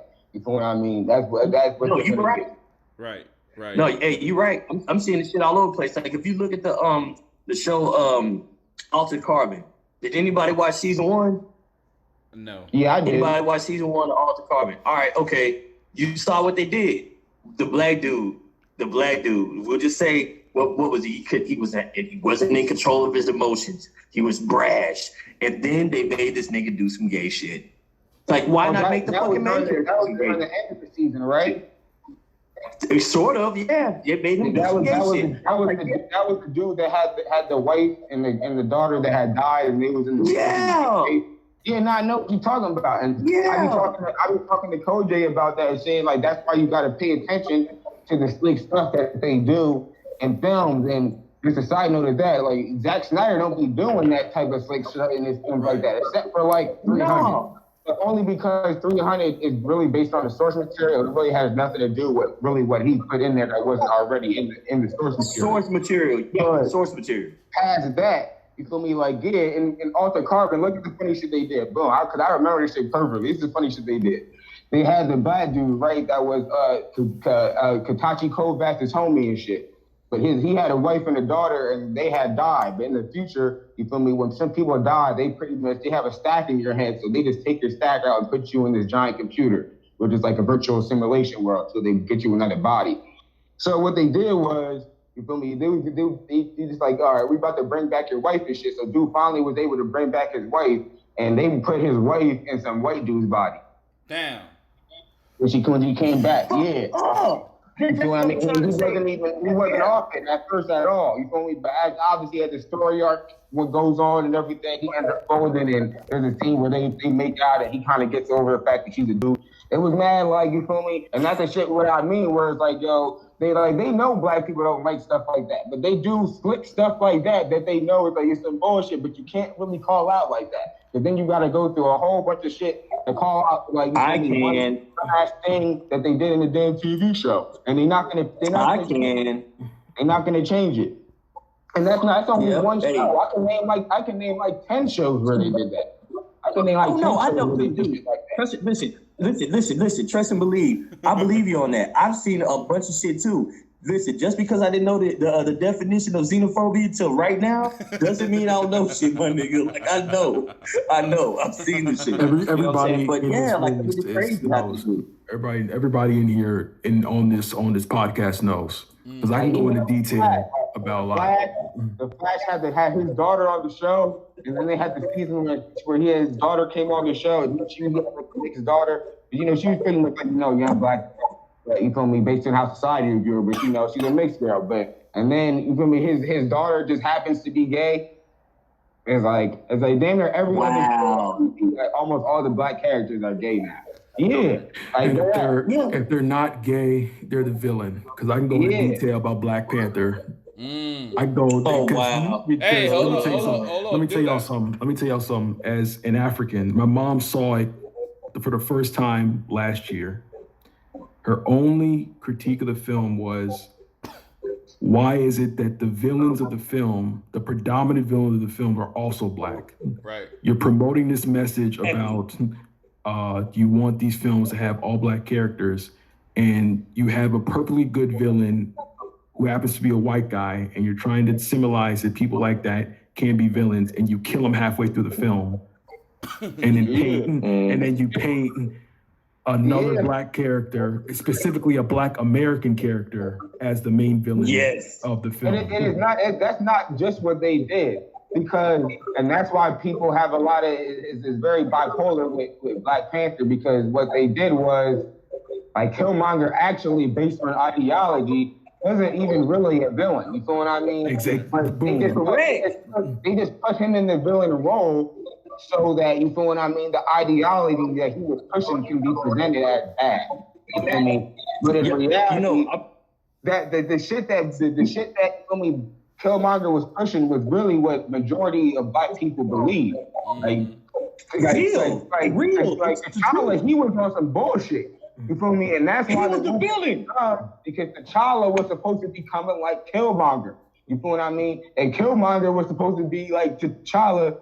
Like, Killmonger was supposed to be like T'Challa times 10, but the Americanized version who sold out. Like Killmonger was supposed to be Black Panther, and then the real Killmonger was really supposed to be like I don't want to say like a sellout black dude, but like kind of like how do I say, like a revolutionary dude that went too far, like who be dealing with white people and Asian people, and you feel me? He don't really give a fuck about, you feel what I mean, uplifting black people at all. It's really about him just having power and him being that's how it is in the comics. Right. Like, you feel me? Killmonger didn't really give a fuck about, you feel what I mean? Like, oh, I'm trying to uplift black people. Like, nah, that wasn't his thing like that. You feel me? That's why when Killmonger pop up, he'll pop up with the white mercenaries and everything. Is like, he wasn't on that type of shit like that. Like, he was a revolutionary, but he wasn't. That was T'Challa. Like, it was so stupid how they did it, and they did it on purpose to make T'Challa come off like some Obama type dude, and then the character that T'Challa was supposed to be come off like a villain. Really, you feel me? Like, to be honest, he opened up the borders of Wakanda. And he let the CIA in. Right. Like, what? And had a CIA dude helping him. Off of that though, and my mom mentioned this too, they white saviored that part.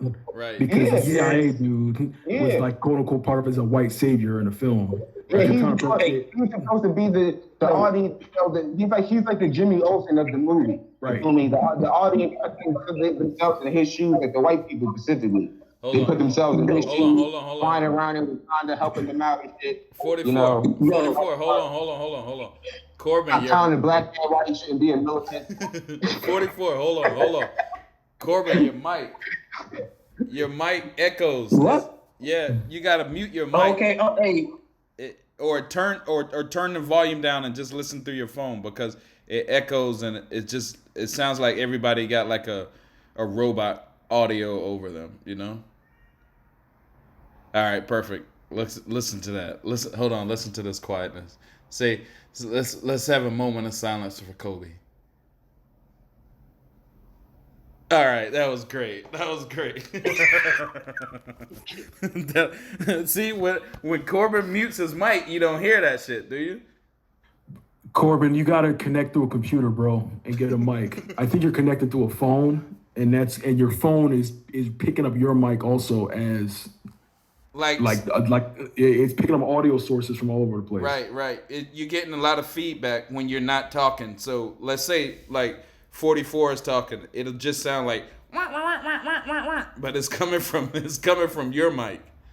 But now it's perfect. So basically, when you want to talk, just unmute it. When you don't, just mute that shit. And I'm assuming you have a Samsung, because it's got like two mics on it. Oh, you go this Samsung. No knocking Android. Samsungs have two mics on them, so it's picking up both.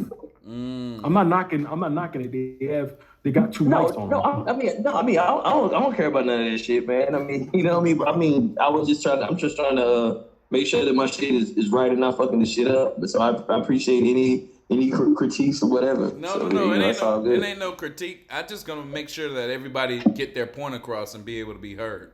It ain't no critique against you. I just want. Because you're making great points as well. We're just we want to make sure everybody can hear. Right. I'm with it. Hey, man, edit this shit out. All right, hold on. Facts. Right. I gotta make it like a big clapping noise so I know where to cut when I edit. All right, check this out. Black Panther. That's what we was on, and y'all was on point because that was a perfect sellout fucking movie, and it was not only did he let the CIA and all this other shit, but the main focus of that movie was to get black people to okay Africa selling their precious metals to the United Nations. But Yes. here's the mind fuck. Those same United Nations has been stealing them from Africa. That's why the countries look fucked up, because there's always that sellout king who sells it to the mining companies and he makes a lot of money, but the country looks fucked up. So that's what T'Challa was. He, because look at this. He was the richest person on the planet. He has the wealth to make all of Africa look pretty. But he takes it to a predominantly not African white nation. Yeah. Like Yeah, the yeah, United white Nations. He took it to them boys. Now, United States is still a white nation. There ain't Right. that many Hispanic people here yet. He took it to them boys and said, hey, I'm going to let y'all figure out what we need to do with it. Like, goddamn, nigga, you're the richest man in the world. You're the boss with this metal. You don't just give it away. You can take it to those other African countries surrounding you and you distribute it yourself. You don't need a middleman. That showed he's a bitch. He's not fit for a king. He shows himself, hey, I need a middleman because my daddy died and now I'm really sad. So if y'all come middleman my money, everything will be perfect now. That Disney really and fucked you knew us. that he knew what they were going to do, because there's no way he didn't know that serum was used to create Captain America, and that vibranium was used to make Captain America's shield. Right. And vibranium's also used in Iron Man, the most untrustworthy person Right. in all those movies, Iron Man suits. And yet you're going to be like, okay, I'm still going to give y'all. Like, you knew what you were doing. Right, and they made it where Killmonger, they were like, oh, Killmonger's gonna make it into missiles and just blow up the white people or some shit like that.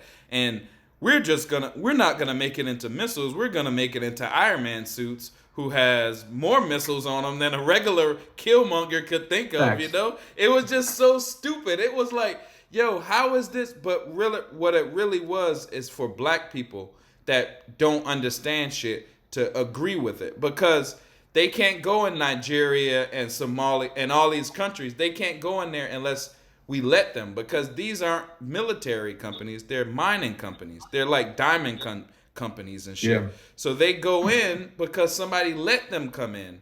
But when De Beers start selling all these diamonds and, Raytheon making all these special jets with the special metal that they dug from Africa, they don't cut the Africans in on the profit when they sell a F-22 for $22 billion. You know? So T'Challa's people not gonna be cut in because of him, when he could have easily did it himself. You know, he didn't need a middleman. He could have distributed all of that wealth to every country in Africa by himself, and nobody could fuck with him. You can't beat him up. You can't outspin him. You can't. What can you do to him? So he went and he basically just relinquished his power to the United Nations. It's a gay move, in my Because he's opinion. the king sellout. That's what he was supposed to do. And Right. you knew something was wrong. Sellout. Champion. Listen. Like, can you hear me? I mean, I'm good. Yeah. Yeah, I'm saying the whole movie was basically to make the fucking sellout to be championized and basically try to put out in people's heads, especially like fucking like non-white people or whatever the fuck it may be, to like let anybody that's fucking, that's not you do with your shit, you know what I'm saying, what they want to do, because you don't deserve it. You wouldn't know how to fucking manage this power because you're not smart enough. You're not motherfucking, qualified enough to even know what to do with your own power. Right. That's what the fucking that movie was supposed to be doing. Exactly. 100%. And you know it's slick, because the same year, or about a couple years before that, there was a movie called Beasts of No Nation. And if you ever seen that film, it's a director trying to show you Yeah, I've seen it. about guerrilla warfare, specifically in my country, and the way they paint it, that these warfare guys are rapists, that they just want to kill their own people. That's fine for stories that we can see on Discovery Channel and History Channel. To make a whole film about it is right. We really don't need that. Right. Because some of us have, like for me, the film is triggering. Some of us have experienced stuff like this. Right. We don't really need to see it dramatized that way. But, do you want to make a quick buck on expense of our backs? Go ahead. But you're right. Yeah, they don't give a fuck about how you feel. It's fucked up. You know what else is like how Zach did it with the that first scene when they were in Africa and they had the general and he had Lois and this, that, other. But then it was the Russians that shot everybody and burned everybody alive, right? But on the news, it'll come back. Who knew what's up? Right. On the news, it'll come back as respect. Right. Respect no power, nothing but power or principle. He said some old smooth shit. Right. Shitting on her. On American media, it'll come back in and say something like, "Oh, Coney just burned a whole village alive," or something like that. They'll never ever talk about the Russian private military that was paid for by an American corporation. They never mention that. It's always Coney, or it's always some, I don't even know Coney, but I'm just saying the random whoever they want to blame shit on, But it's always we're living in the show Westworld. That's what it is. Yeah. Like they're doing all this shit to try to program us into fucking basically being host to somebody else's fucking fantasy world in the reality in real world. So that brings us back because that's what we're doing in the Snyder Cut movement, and I think so because like what you said is deep because we are really giving a lot of people time in our brains that it's kind of like controlling us. You can look at some people be sad every day now. Some people be mad every day now. Some people just be like on edge and this, that, other, like not many jokes going around. But dog, it's not that serious, dog. Let that shit get the fuck out of your head. Say it, speak it, and let it go. After that, make jokes about it, tell whatever. But what you just said about droning a person is real because if I keep teasing, it's like cyberbullying. What they were doing to Vinaldo constantly, before Vinaldo wake up and get out of his bed, he's already stressed. You know what I'm saying? Because somebody just put some type of thought in his head. You know what I'm saying? And to do that every day and then to think about it on this Snyder Cut movement, think about it. Niggas know your fucking Facebook page. They'll go fucking spam that shit. They know your fucking Instagram page. They'll spam that shit. They know your cell phone number. They know your email. They know your account, Twitter, all this other bullshit. If somebody really want to cyberbully you and keep you constantly thinking about negative shit, it can easily be done in the Snyder Cut movement. And I think we have seen that done also. Not to get y'all off of Black Panther, but when you said droning of a person's mental, that's some real shit. And I think that's going on to a lot of us in the Snyder Cut movement. Right. And then another thing too, I think that they do that because they're trying to use the Snyder Cut, the power of the Snyder Cut movement to like create a reality where they're the man, where they're almost on equal standing as fucking Zach. And it's fucked up. Like, I mean, and a lot of people ain't putting a check on it. Like, they're just like trusting these people with like their best interests. And like, there is no reason to give these motherfuckers that kind of power. I mean, for instance, we'll just say, even with this book thing, the first reaction when he was like, "Hey guys, I'm writing this book," the first thing everybody did was like, "Oh yes, that's so great," because they feel like, oh, there's no way that he's not gonna, use it for evil, because he seems like a real cool guy. Anybody that can write a book seems like an awesome guy, you know what I'm saying? This, that, and the third, whatever. But honestly, like when you step back and look at this shit, it's like, but look at who the fuck, like, is he talking about Billy? Is he talking about Fiona? Is he talking about Vinaldo? Like, and if he is, how is he doing it? Is he stay away from those things, or does he try to engage and figure out what's going on? Like, it's as a book writer, for somebody that's supposed to be writing like an investigative documentary type situation, you have to be a detective. You have to have a thirst for the fucking truth. But you don't see this nigga like doing anything that's fucking like that's getting dirty, trying to find the fuck. He's not doing no Lois shit. Like this, it's funny because Lois has got a bigger dick than this nigga believe. Yeah, I believe. You know what I'm saying? Like, like if you look at the movies, this nigga's doing none of that shit. You know what I'm saying? He's not doing no Sherlock Holmes shit, no Lois Lane shit, but then you're writing a book about something that hasn't even fucking ended yet. We haven't even got a fucking announcement yet. And nigga, you trying to fucking bring attention away from the fucking movement for your book? Are you fucking kidding me, bro? No, like, it's people out here getting death threats and shit. Hold on. Is he though? Because you talking about Sean O'Connell? Yeah, I don't like that shit. I don't like that. Hold on. He talked to me though. He do ask me questions. He How deep are the questions? Listen. I don't know. I mean, I don't know if he I don't know if he really wanna go deep like that, but I don't think it's up. It's up for us to tell a story. It's up for him to figure it out.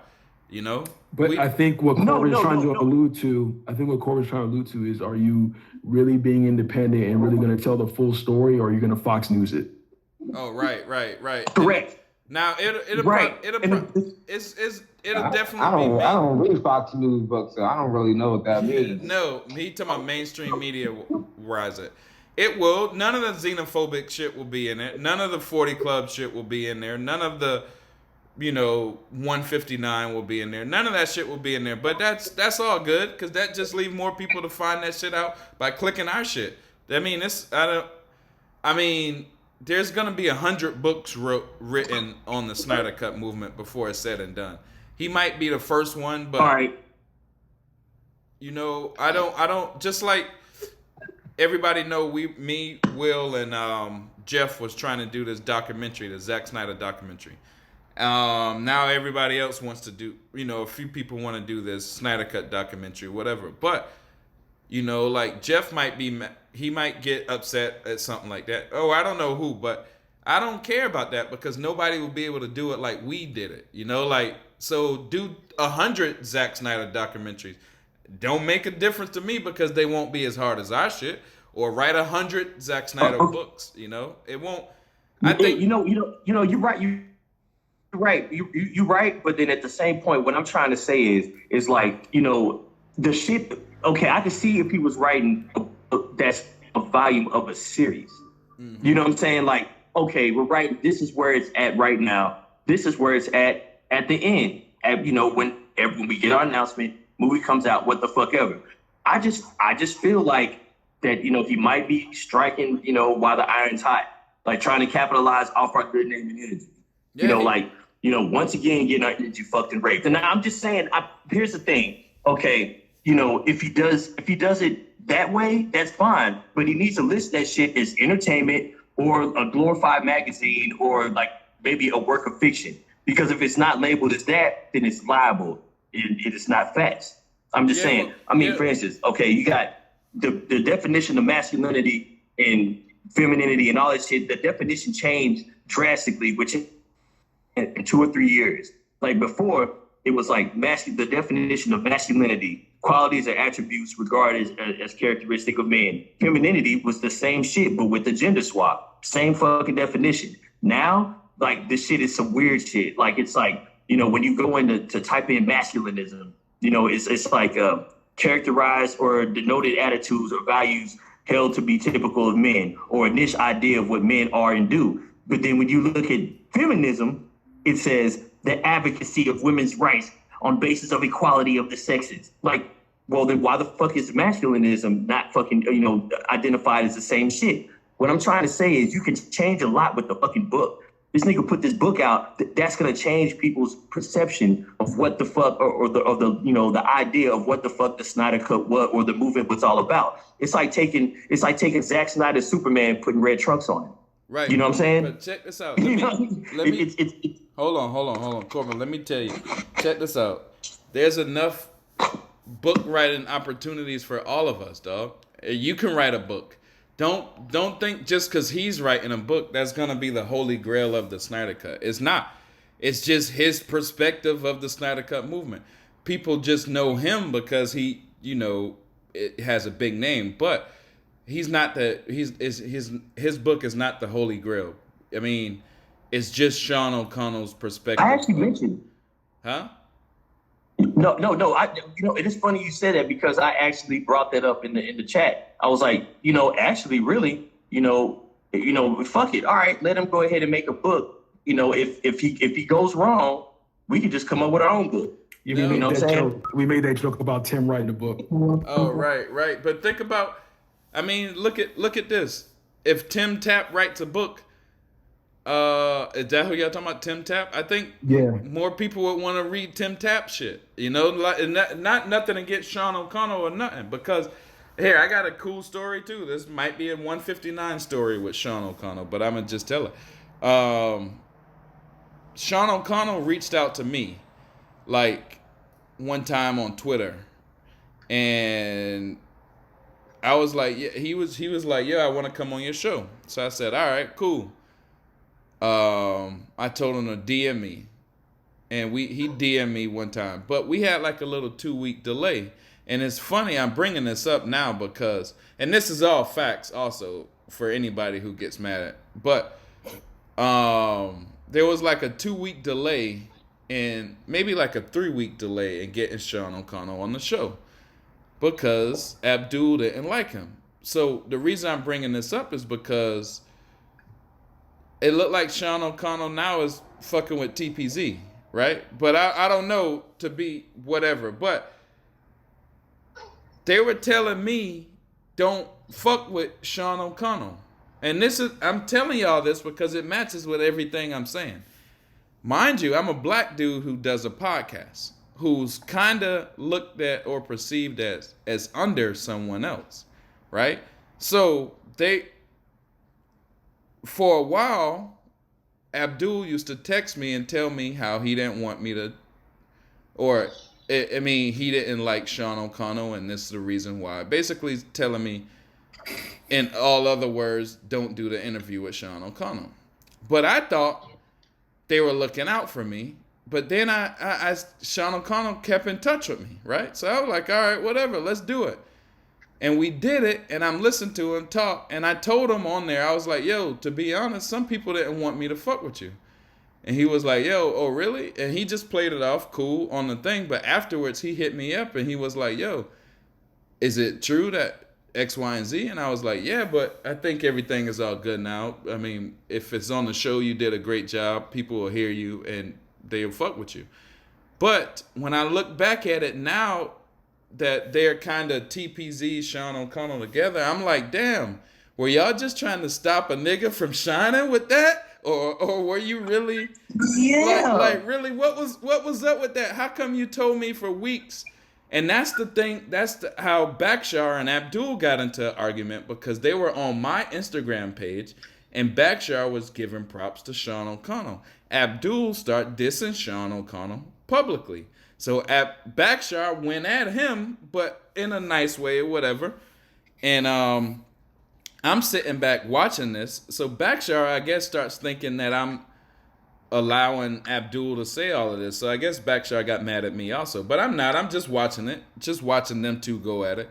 But that was the beginning of their beef, because Abdul was talking shit about Sean O'Connell. And you see how crazy this shit is? It all leads to fucking distraction. Again. Yeah. All leads to distraction.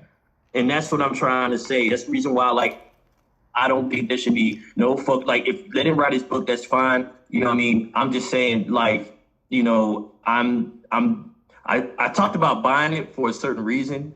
You know what I mean? But now I'm thinking about not even just fuck it. Now that you told me that, now that you just told me that shit, Pilly, I'm glad that you always give it up like that, because that, like, you know, definitely put me off of the path of like some extra distraction. So I really appreciate the truth and shit. Think about this. Sean O'Connell, I mean, he's just doing what he got to do to write a book, but it ain't. I don't think he's on no fuck shit, because he's talked to me like a gentleman each time. You know, every time I've talked to him, I'll probably still buy his book.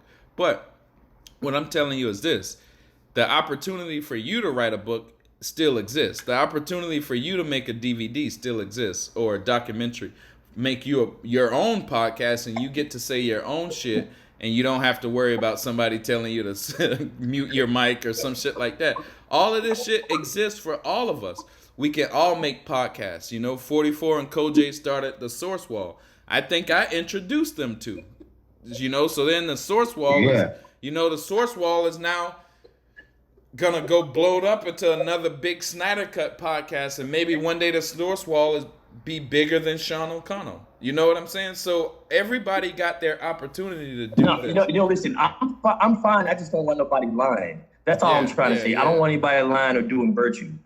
Right, I feel doing virtue type shit. That's all I'm saying. I don't want anybody trying to do any kind of fake shit off of like the energy that we're putting out. That's what I'm saying. Like, it has nothing to do with, oh, I wish I could write a book. Man, I could write a fucking book tomorrow. I don't give a fuck. But the thing about it is, that's not where I'm at with this shit. I want the Snyder Cut out. That's what I want. I want to see that happen. Like, I might feel like, oh, I've got plenty of time now to write a book because I'm not on fucking line trying to get this fucking movie out now. You know what I'm saying? I'd rather, everybody just kind of, put their attention towards that. Right. And that's where I'm at with the shit.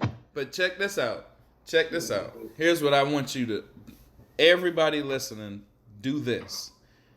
Like, we made a podcast. Even fucking, Dave the Film Junkie got a podcast. All these people got podcasts, or, that what they tried to do the art festival. There was people doing music. There was people doing art, all kind of shit. This is how we gonna win, y'all. We have to start doing shit. Not just talking on Twitter. We have to start doing shit.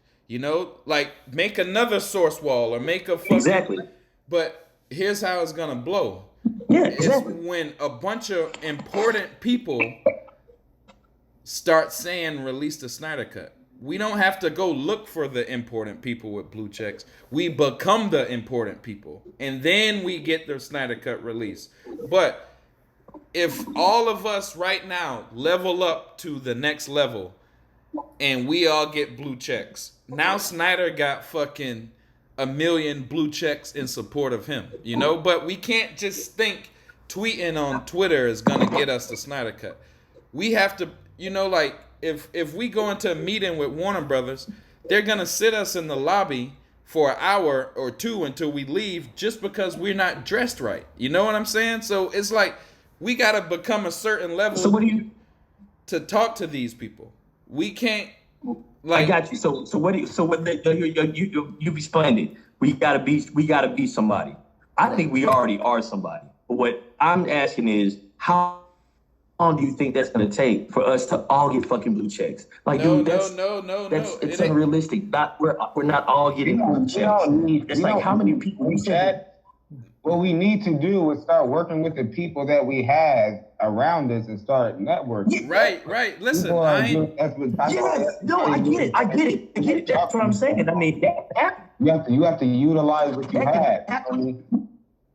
All right. Right. Korbin. And that's what, essentially, that's what we're doing right now on this podcast. Yeah, no. Check this out. And I'm not saying that's what we're doing. No, that's what I'm doing. But check this out. That's no shot at you. That's no shot at JD. That's no shot at... This is me reaching out to y'all boys, right? Now check this out. Y'all go reach out to somebody else and do it on your own podcast. And then, like, 44 got it. He got the Source Wall. You know what I'm saying? He can reach out and do his own thing. But check this out. That's how our reach gets bigger. If I put you on, Korbin, on a podcast, right? Now you go start your own podcast and you say, yo, I'm going to find somebody in my comment section and I'm going to put him on a podcast. And he's going to do the same thing. So now check this out. When Warner Brothers is faced with a whole... not mainstream media, underground media movement, is then they're going to pay attention to us. I mean, they pay attention to us now because we hit that million mark. But here's what I'm saying. In the future, and after this, after the movie come out, we can't just sink into oblivion. We still have to use our platform to do other shit in the world. Because if we're fighting for artistic integrity, suicide prevention, all this other shit, that's going to continue even after this movie comes out. So here's what I'm trying to tell y'all to do. Get more epic. And I see JD do it. And I see when he say, yo, I got this call I'm about to do. I might record it. I might not. Everybody jump in. But don't wait to be like, yo, when is Peely going to ask me on Go Deep to come on Go Deep so I can talk my shit? Don't do that.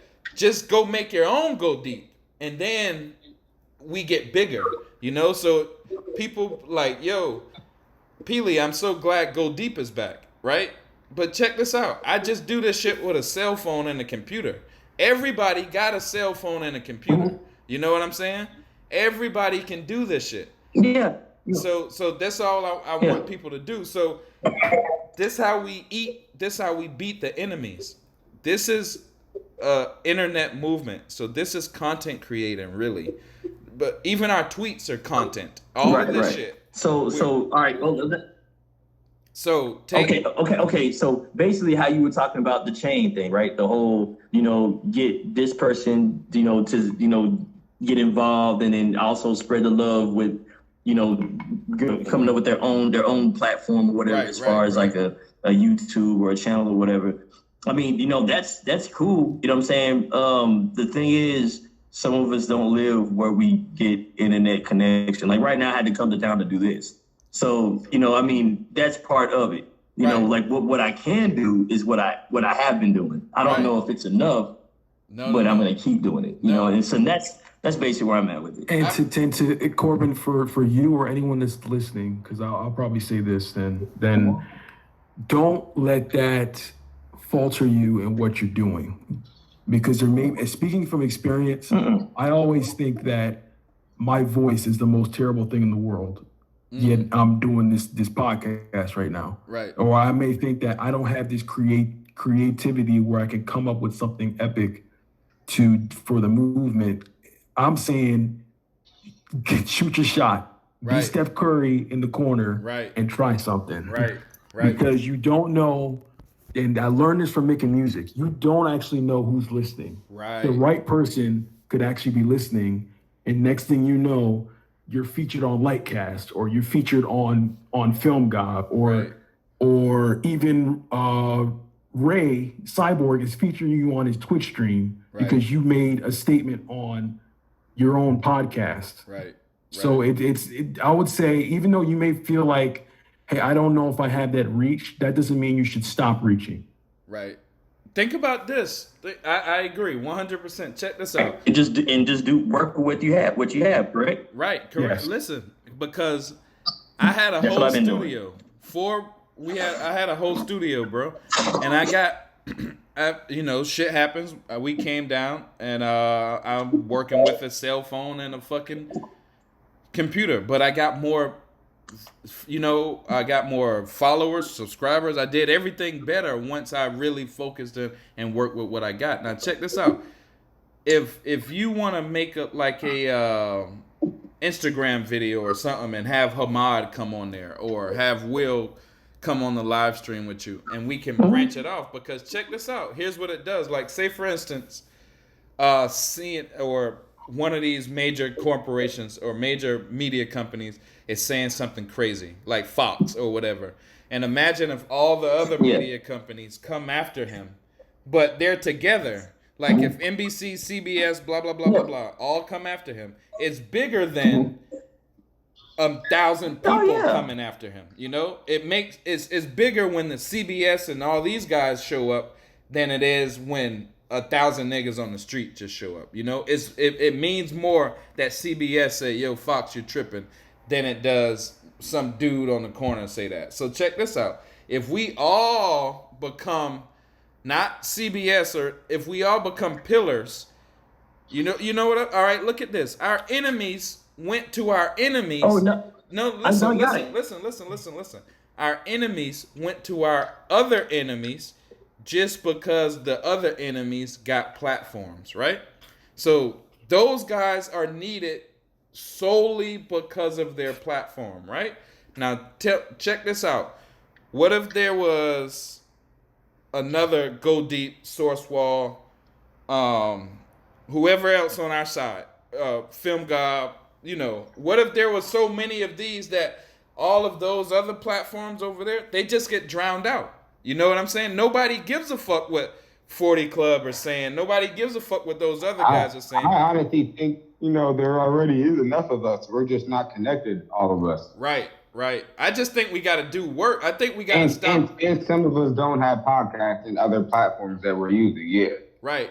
I think that we got to stop focusing so much on what the other side is doing over and over and over. And if we just focus on doing work and really turning our shit up, the cream rises to the top naturally. We won't have to do shit. We will naturally be there. So when people like throwing this, ha ha ha ha, I got beer with Zach, blah blah blah.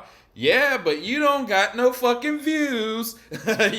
Nobody's liking your shit. You know what I'm saying? So maybe that's exactly what I said earlier. Right. If you don't focus on what they do moves on your own, and it drowns them out. Right. That was my whole point. Yes. That's my whole point. Yes. I mean, and that's what happened this week. I mean, basically, they just showed themselves. All they did was expose themselves after the little unity chain and shit. Me and old girl did. Like, they basically exposed themselves. Like, hey, look, we're hurting right now. You hurt me. You know what I'm saying? This is, and I looked at it like it was kind of flattering in a way. You know what I'm saying? That's why I was like, well, it did two things. It showed that, like, yes, there is, still life left in these people. Like, people still are, wanting to be engaged in shit and what we got going on. You know what I'm saying? They've just been feeling like left out or like unincluded. It's A. And then B, it also helped for them to self-expose themselves. Like, they saw that, hey, we can do some shit without your ass. We don't care about the fucking, the beer with Zach. We just look at it like that's against what we're about, but get some shit popping in a positive way. You know what I mean? We don't need you. It just basically showed that they were bleeding. Right, but here's what I'm trying to preach though. Listen, and we're all homies right here. But listen, here's what I'm trying to preach. Fuck if they're bleeding. Fuck if Sean O'Connell was writing a book. Fuck if these guys gonna release some screenshots. Fuck this. Fuck all of that. None of that shit matters, dog. None of that shit matters. Like every we can talk about Black Panther, we can talk about xenophobia, but it always come back to them. Fuck these dudes, man. Fuck these dudes. I really can't emphasize enough. Fuck that shit, bro. Don't worry about what they doing no more. Let's not plot and see how we can make events to keep up with them. Let's not plot and see what we can do. No, it wasn't even about. No. I'm not talking. It wasn't even about that. I didn't say, hey, if you're a fake motherfucker, please hate on this shit. No, it wasn't even about that. I felt bad about everybody just kind of getting down in the movement. Right. That's all I cared about. I feel you. But check this out. I just want us to. I be down because everybody else get down too. But I know the way to get out of that shit is to produce something. You know what I'm saying? That's it. A way to get out of that shit is to produce. If some dude got a fucking guitar, he go sit his ass down and he go make a song and he put it up on the accounts page or whatever. He give me the shit. I'll put it up on Go Deep. He's gonna feel good. He's not gonna worry about TPZ or the 40 Club or anything like that. We worrying too much about them, boy. Yo, Korbin's mic is killing me, dog. Yo, all right, we back. But yo, we seriously are worried about, and I be wanting to talk because I'm trying to make this shit longer so I can cut out that first beginning where we just sat there and talked about them. You know what I'm saying? Then let's do that. Let's get on something, because if we keep talking about them, it's not gonna. We're all gonna get into a mood where it's gonna kill the mood of this podcast. Right, and I just want to talk about. I mean, we got a good podcast. We're on 2 hours and 7 minutes. I can make this one dope. Don't worry. But, true. But here's what I'm trying to say: is in the future, maybe a little less chat rooms about bullshit. maybe a little less podcasts about bullshit. Maybe a little less. I want to say that there are things coming down the line. Like we are planning things, that we are talking to people, that we are there are going to be some new ideas and new projects coming. You feel me? Soon. You feel me? There's just been this whole coronavirus thing, and a lot of people have been either busy because they have to work overtime, or you feel me, they're just not around because of the emergency. But once all this dies down, like you feel me, there's definitely going to be more getting done. You feel me? That's what I think. We already been talking about doing. We've already been doing more networking and talking about getting more podcasts out. Getting more people featured on other people's podcasts. Make more appearances and things of that nature. So. Yo, that shit gonna. Other people doing other things, so that shit gonna feel good, y'all, boy. And like 44, you know how that shit feel when you put the podcast on the internet and people actually like that shit. Like, yo, thanks. That shit feel good, All of us. Yeah, it is a good feeling. It is. Hell yeah. We all need that. We all need that. Someone actually relates to what you're saying. It's like, yeah, it is a good feeling. That's why I told myself, what can I do doing more? Because I want to get that feeling. Like, what can I be doing more for the movement to help out? You know what I'm saying? Like, what reach can I give that's going to inspire somebody else to do the same thing, so because we need to get this movie out. It's now like we're at the point where we need to get this movie out, because if we slack, that's it. Right. So that's why I told myself, what do I need to do to push myself to help more? Check this out. I think Korbin and JD needs a podcast, because y'all are two polar opposites. One dude talks a lot. One dude don't hardly talk. One dude is extreme, like not extreme, like energetic. One dude is not. Y'all are opposites, but y'all get both sides of the spectrum. Y'all gonna have the cool dudes, and you're gonna have the amp dudes. Both of y'all do music, and y'all can focus in on that. I think y'all will be I ain't gonna say no power couple, but I think y'all will be a powerful podcast. Look at what Koj doing with that wrestling shit. People ain't even really got on to that shit yet, but when people start seeing the detail and shit in Koj's wrestling videos, this shit gonna blow up. Then Koj is gonna be a pillar in the movement. You know what I'm saying? Then it's not gonna be no, what's them guys doing? Everybody gonna be worried about WrestleMania over here. Then everybody gonna be worried about what Go Deep is gonna talk about WrestleMania. Then everybody's gonna have to go listen to Source Wall. Then everybody gonna have to listen to JD and Korbin. That's what we're gonna do to drown out all that negativity. We just gotta be better than people want to click our shit. We gotta make people click our shit, then watch that bullshit. So if they put out their bullshit and people accept it, that's because we ain't give them no alternative. It's up to us to say, yo, we got the real shit over here. They got that shit, but their shit is whack.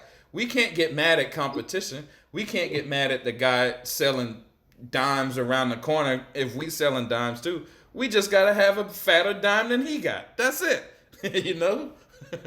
That's it. That's all I want people to do, man. I don't really look at it as competition or anything either. I really look at it as groundwork, like that should have been laid and should have been done, or this work that should have been done like beforehand and prior. Then everyone just got distracted with all that nonsense. Like, you feel me? Like the hot potato was passed to us and other people. You feel what I mean? Right. From what from what the foundation of Fiona built and started with getting the movement started, getting the website off the ground and everything, and that led to the RT Snyder account and people like Ronaldo and Will and all them.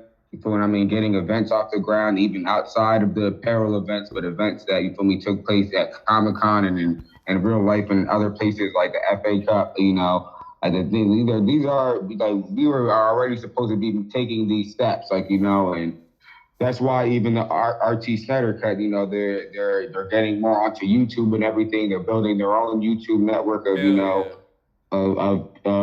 YouTubers and people who run podcasts on various places on the internet. You feel what I mean? to build a little network going to, to actually so all of us can actually come together and like say like, yeah, we're actually going to, all put, towards this. We all actually have to do it, Right. We can even go farther than that as individuals too, because we should have been, linking up with, what I mean, all the, co-writers, YouTubers, like get them all linked up, get to know all of them, you feel what I mean? Yep. Try to get more content spread around and everything too, because you feel me, a lot of channels, some channels are small, some channels are big, but they all can always be bigger, you feel what I mean? And Right. they can always reach more eyes and everything. And there's people hopping into it every day. You know what?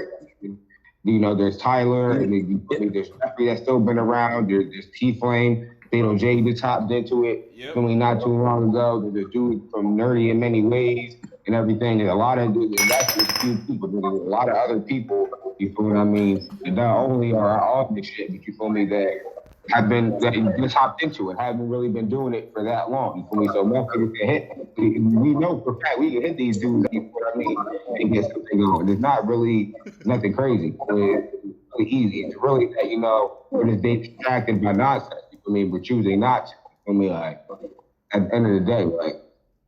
Right. Korbin, how come you always unmute your mic when 44 start talking? You don't like 44. He said, I am. Oh, God damn it. I'm sorry. Hey, all right. You think I'm bullshitting? Wait till you Wait till you hear it on the playback. You're gonna be like, "Damn, dog.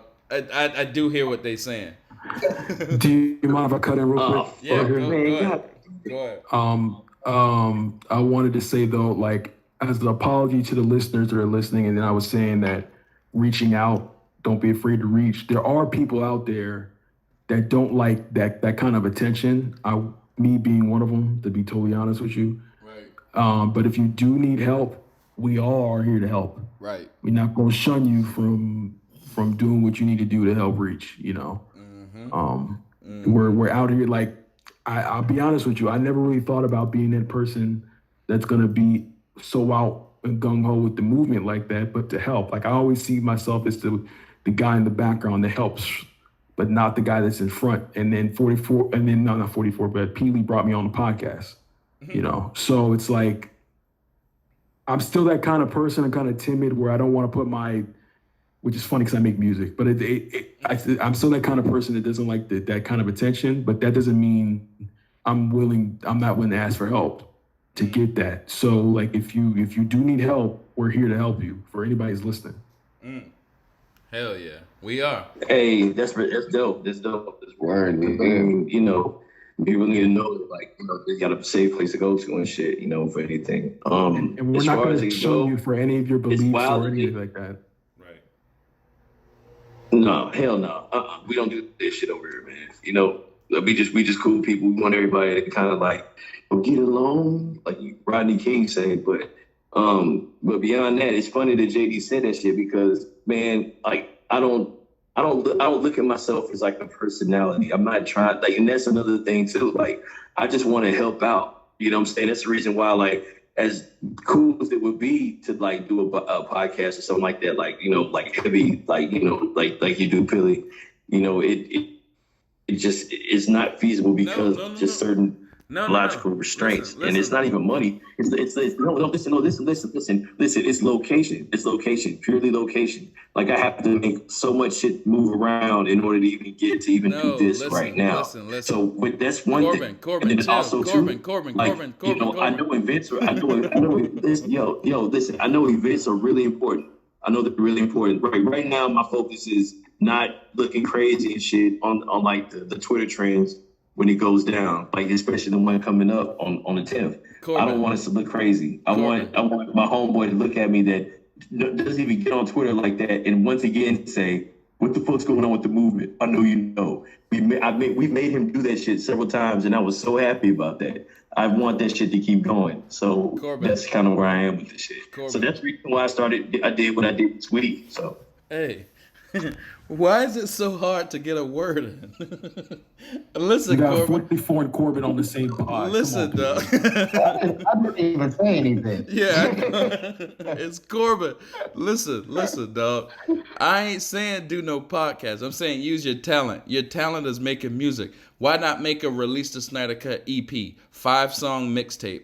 You and JD are right there. I'm here to help you, or whatever. Use your talent to do some shit. Don't Make some Snyder Cut instrumentals. You know? right. Don't just be like, oh, I'm not a personality. You don't got to do a podcast. Leave the podcast shit to me. Use your own talent. Use your own power. And I think your power is in music. I mean, and if you don't have a podcast, there's other people that do. So you can make instrumentals and theme songs for other people's podcasts. Make a beat, like, yeah, here you can have that. Right. For the Snyder beat. Right. Put that on your podcast as an intro. Right. How do you even make beats? That's what we're missing. I think they're talking to me. Korbin. I mean, we're just saying in general. You feel me? Whatever your talent is, that's what Ramesh used to do too. You should just make art. You feel what I mean? Whatever you can make, and then just give it to the movement. It's like, yo, you have to have that. Use this. You feel what I mean? He'll make banners for people, and then Exactly. You feel what I mean? That's why y'all probably don't even peep that a lot of art that people use in the movement was made by Ramesh. Exactly. And then look, check this out. Ramesh didn't hardly speak. He got 2 interviews in the whole movement. I did one and Vinaldo did one. And he didn't hardly tweet. He just tweet his art. He spoke through his art. He spoke through his power. Like we can all do that. We can all get more epic. But like 44 said it feel like we're wasting time. And we are wasting time. This time, like, we've been talking right now for 2 hours, a little bit over 2 hours. We're going to make a podcast. That podcast is going to be produced. People are going to love it, get views, listens, likes, whatever. But say we were in the fucking chat rooms fighting over some dumb shit for the past 4 hours. We wouldn't be having to produce nothing. We wouldn't have nothing. The fans wouldn't have nothing to listen to. You know what I'm saying? The fans wouldn't have nothing. We're no content. We gotta stop talking about dumb shit and get back on the content creating. And I'm not talking about, everybody just do a podcast, which is great though. And you see Release the Snyder Cut got a lot of people back together to do these roundtables. And even though roundtables was my idea, that's still cool that they're doing that because people are using their talents to get bigger. You know what I'm saying? Even Ben doesn't do podcasts. Ben just comes up with, like, you feel what I mean, dope ideas on his own. And he just and Ben just come off like an energetic ass white boy to me. You feel what I mean? Like, how I imagine Ben, like, you feel what I mean? Like, you feel me? Like, what was that one kid's name? That one fucking Ham. I'm going all the way back to the 90s with these cartoons. But yeah, he just has mad energy, and like one minute he's doing this, the next minute he's doing that, and then it's like, yo, and he even did the wristband event and all that stuff too. You gotta lean into your talents and everything too. And then if you need help, you just come ask us for help. You see how Ben be coming, like whatever Ben needs help, he'll hop in the chat ASAP, like, yo, can y'all help me with this, that, this? Right. But other than that, he's over there doing his own thing, though. He's over there coming up with something. He'll come to us like, yo, what do y'all think of this? Or what do y'all think with that? Exactly. You feel what I mean? And then you feel what I mean? And then he'll bounce again and he'll just come back. Right. You feel what I mean? Because he's trying to stay active with it. Like, Right. you got to just do the same thing. Like, do whatever you can. Do whatever you feel like. Because sometimes you might come up with something that might not be the best idea. Right. You feel me? Sometimes you might come up like this, something you might think is corny, and then you bring it up. And then, you feel me, everybody thinks it's dope. And then that'll give you, you feel what I mean, the morale push you need to, like, go forward with it. Right. I'm trying to tell you. Right. Like, you might have to lean into your strength. You feel what I mean? You be like, yeah, man, I'm saying that because Ben don't make podcasts. He's not no musician either. I don't know if he does any graphic design or anything computer related or nothing like that. Right. He's just a dude, you feel what I mean? He's just a dude that has a lot of passion. You feel what I mean? Right. And he rides off that shit. You feel me? And it works. Like. Right. Exactly. Lean into your strength.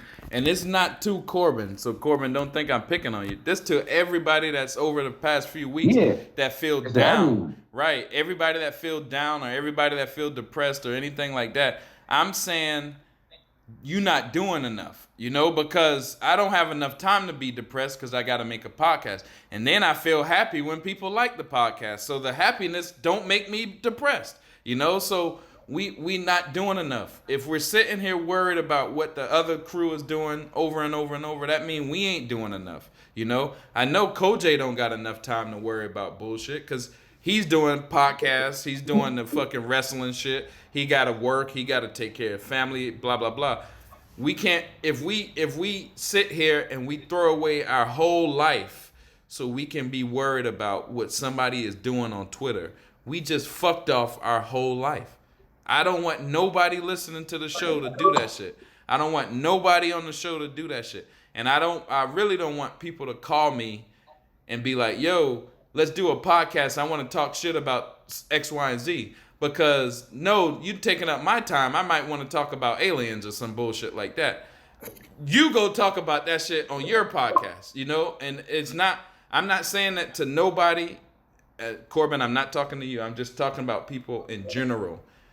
Do your own shit. Do your work. And everything is going to happen exactly how it's supposed to happen. If we worried about... Okay. All right, go ahead.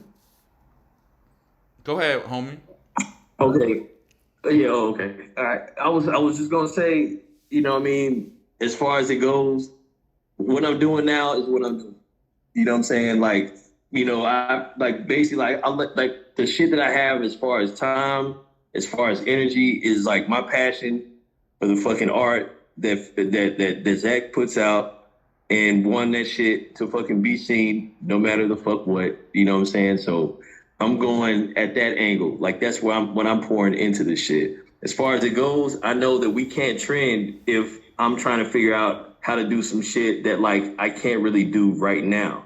But what I can do is what I've been doing. So with that said, it's like, I think we've all had a musical background. I don't know if about 44, but I know you have, Philly. Mm-hmm. And I don't know if, you know, if you're still doing that. But I mean, if you are, that's fine. But what I'm trying to say is it's like, it's not always easy to do it when you do it for different reasons. Like usually I use it for catharsis.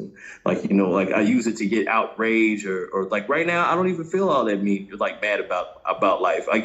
I've been, you know, like reading, looking up stuff. So I'm not in that mode at this point. I can still do it. I still write my shit. But at the same point, like it's not like one of those things where it's just like, okay, I'm finna just do this because of the Snyder Cut. Like, I know they got a trending event coming up. If I'm up here trying to like put a beat together with JD and fucking put some rhymes together and shit, I'm not gonna be able to trend. I'm not gonna be able to help trend. But what I looked at it as, I wanted to feel good about the movement. It made me feel good to do the unity chain. And now I don't feel so bad about it because I know that at the core, there's still people that just needed some motivation to get ready for events and things like that. So that's the reason why I went and did what I did. And now I feel good. I made connections with people that I hadn't had connections with before. So I know that it can work if everybody just pulls in together to make this shit happen. Right, I feel you. So now I just feel like, you know, I just feel in a good space. I feel you, but check this out. Yeah. Listen, and I'm going to put the podcast out, and you can listen. Every one of your comments previously was like, yo, fuck them people, blah, blah, blah. Fuck this guy, fuck that guy, fuck that guy. And each time I'm like, no, Korbin, we don't have to go back that. We don't have to do 159. There's 163, you know, because if we keep giving them boys, it's not making a beat. That's not what I'm telling you to occupy your time with. I'm telling you to occupy your time with all the shit that makes you good. Whatever that is, just do it. Those guys don't make you better. Those guys don't make your shoes fly, your haircut nice, your rhymes fly, whatever. Those guys just detract from your day. That's not what I want you to do. And you my homie, so I want you to go the other way. You know, all these people sad about what, you know, TPZ, you know, they're fake and they're with Zach and I don't know, you know, it do look crazy, but let's spend like one day on that shit. And we did like a week ago. So it's like now we got to talk about something. And that's what me and Will tried to do with this. No, I mean, I see what you're saying. That's the reason why I wasn't even talking about that right now. I was talking about like just, what I have, as far as like what I want to do or help accomplish with the movement. Like I wasn't even talking about those guys. Right so now. Korbin, so I'll give you this. So one thing that I did because like for me, as with my beats, it's hard for me to make custom beats for other people. It's weird that I'm saying that, but it's hard for me to make. So what I did was, because I'm that kind of person that's not really a fan of people seeing how I work, I started the stream so you to see me in creation of like making music, and also open up an avenue for those that don't normally talk to talk. So we come in there, we break the filter down, and you'd be like, okay, if you have something that, if you want to talk about something, hey, let's talk about it. And while you're doing that, I'm gonna make this music real quick, and you can get it. You get it like a bird's eye view of exactly what I'm doing when I create music. So, and I offered not to record it because if somebody goes off the handle with something, we're gonna have a problem. But I do want to open the avenue where, especially with the movement, there's some people that have these thoughts and views that they want to express, but they have nowhere to express them. So I open up the stream to say like, okay, hey, come in here. You want to see how I make a beat? Cool. What do you want to talk about? My first stream that I did, it was only like people in the chat. That's why I was trying to find, that's why I did Google Meet. Like, okay, let's get some audio in here. If you're not afraid to talk, because I'm about to stream, hey, we're not going to record it, but hey, you can see my screen. I'm making some music, you know, like let's go into that, because I also feed off of that energy too, because you may notice something that I don't notice when I'm making a beat. Hey, something about that sounds weird. Okay, what do you want to do? Blah, blah, blah. In the middle of that, we can get out and talk and be creative about what we want to do to going forward with the movement, you know?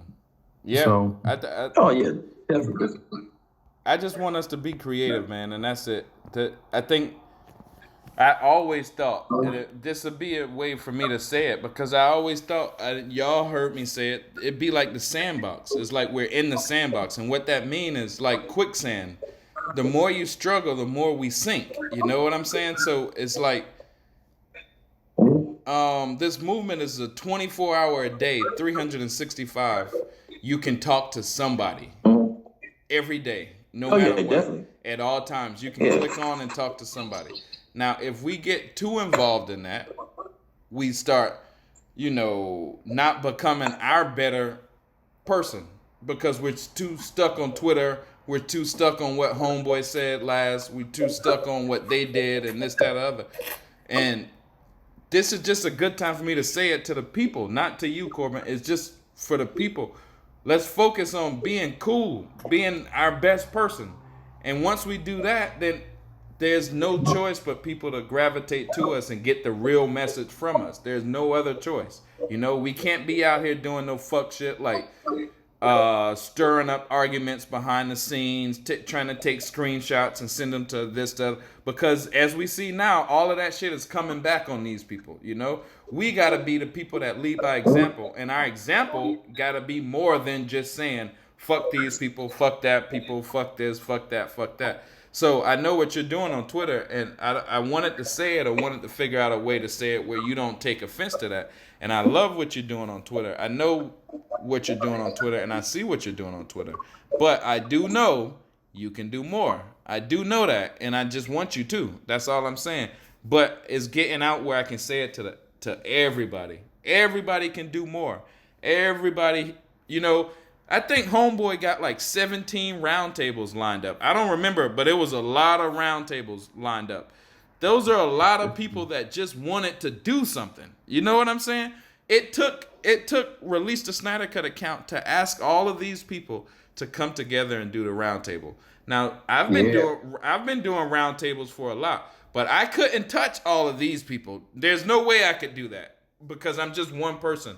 The way they did it, they hit everybody up and they were like, yo, do you want to do this? Yes or no? All right, well, here's your partners. Make an episode, send it back to me. So now that easiness, now they got like 20 roundtables coming up. But that was them using their brains that took roundtable farther than I took it. You know what I'm saying? Korbin, you got a brain too. JD, Parademon, everybody, y'all got a brain. We can use that shit and there won't be no enemies because the enemies won't even exist because they would be like, what's Dave Pena's show? Who watches that shit? Exactly. You know what I'm saying? Exactly. We just gotta fucking, we gotta do work. I hate to make it so simple, but that's the way we're gonna get out. When we put out our content and that shit gets 100 views, 1,000 views, or 10 more subscribers, or somebody give a comment, that shit feel real good, dog. That shit feels better than Zach Crack. And then Korbin, like, for example, so I'll send it to you, but a guy named of Real Analysis did a video about the Bagua symbol in Batman v Superman. You could possibly, I don't know what your I don't know what the word is. I don't know what your situation is as far as making videos, but what you just explained earlier in the podcast about Wizard what's of the name Oz. of it? Wizard of Oz. Wizard of Oz. Wizard of Oz. That you could do a whole video with clips explaining parallels. That right there will draw viewers in. Boom, boom, boom. Because because like I mentioned earlier, the Discord that we had explaining parallels in movies instead of harping on the negative was great. Like it was amazing. Right. You know, because the thing is when we harp on the negative too much, it causes people in the movement to take extended breaks that are very noticeable. Right. Case in point, Jeff disappeared for like a whole week. Right. And it was like noticeable. Right. People were like, hey, what happened to so-and-so? He had to take a break. And we're this close to getting the movement. Right. You know, so I see what Peely's saying, and I'll work on doing more myself. And anybody needs help, I'm open to it. So if anybody listening, you want to do something, let me know. We can get it done. When are y'all gonna strike? Yeah, we can at least try. We can at least try. You know what I'm saying? I mean, that's the thing about it. Like, you know, I mean, I need to get a better mic. I need to get a better mic and figure out what this camera can do, because I never even tried the camera on this fucking computer. But you know what I'm saying? I mean, I guess I could check it out and see what it is. And also, in the meantime, man, you know, I'm just glad to be here. Dating, you spoke your piece already. I just want to say that, you feel me, you feeling any type of way about anything, you know, do not hit me up. Do not handle feelings well. I do not like emotions and talking about, you feel me, all that. Like, nah, that's just not me. So I will forward you to Kojak. That is perfect, because Kojak is the perfect person to throw. Right. Kojak can handle it. You feel me? My positive homeboy. Because I tell Kojak all the time, like, you feel me, like, I don't got time for all those feelings and emotions, and nah, I don't process that shit well. Like, I'm trying to tell you, I don't want to sound like a fucking dude, but every time someone comes into me on some like emotional shit, like that shit, like I just shut down. Like, you feel me? Like it's all good, 44. It's all good, man. I shut down. You feel me? It doesn't faze me. I'm just like, yo, I start feeling mad weird, and like don't hit me up with that shit. Like, I don't care if you're angry, mad, sad. You know, but yeah. Other than that, I'm here for you, though. even though technically, I'm not here for you. Other than that, I'm here for you. I am here for you, though, in spirit. And Kojak is here for you too, for me. I'll definitely hold you down. Hey, but you are a voice for people in the movement, though. But I won't. Yeah. Yeah, you know, I'm not saying. Yeah, of course, you know, I'm not saying none of that, but you know. There are certain people in the movement, you know, that are just that you can talk to, like Will, probably one of them, Kojak, even Jeff and all that. You feel me? I'm not one of them now. Right. I'm not. I won't. I can't do that shit. I'm just saying. So You funny, man. Yo, I am here for you, though. Right. Hey, yo, check it out. Hey, man, listen. Hey, we gonna have some closing remarks, man. I think this shit's been pretty dope. Like, yeah, like I need you know what I'm saying? I think we're pretty. Yeah. Go ahead. Spit your closing remark, dog. It's on me? Yeah. Go ahead. Yo, so check it out, man. You know what I'm saying? I'm glad, you know what I'm saying, if you tuned in, you know, checked it out, shit. You know, and got some cool information. Like, you know, I mean, at the end of the day, man, this is all us just trying to like work through it and brainstorm. It's a little bit. We actually brought up a couple things that don't even come up in the chat room. So So just be definitely fucking feel cool as fuck.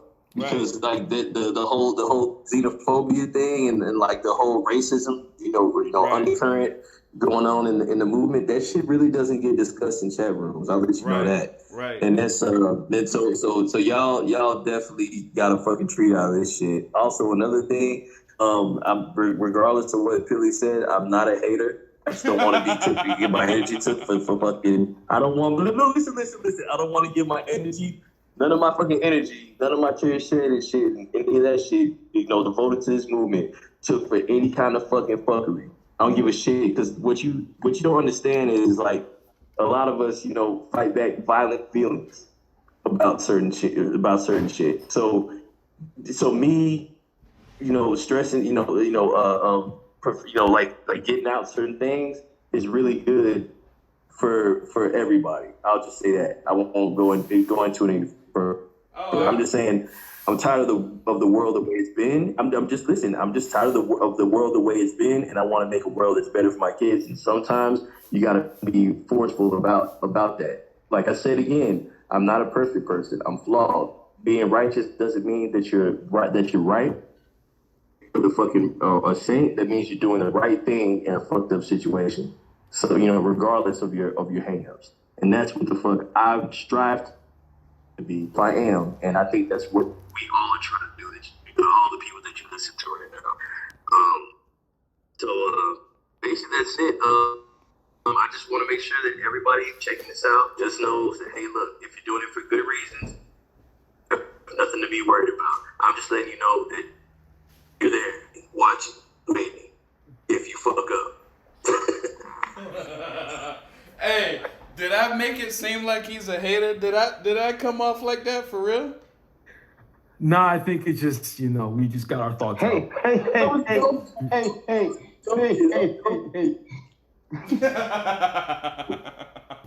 Welcome to the Player Haters Ball.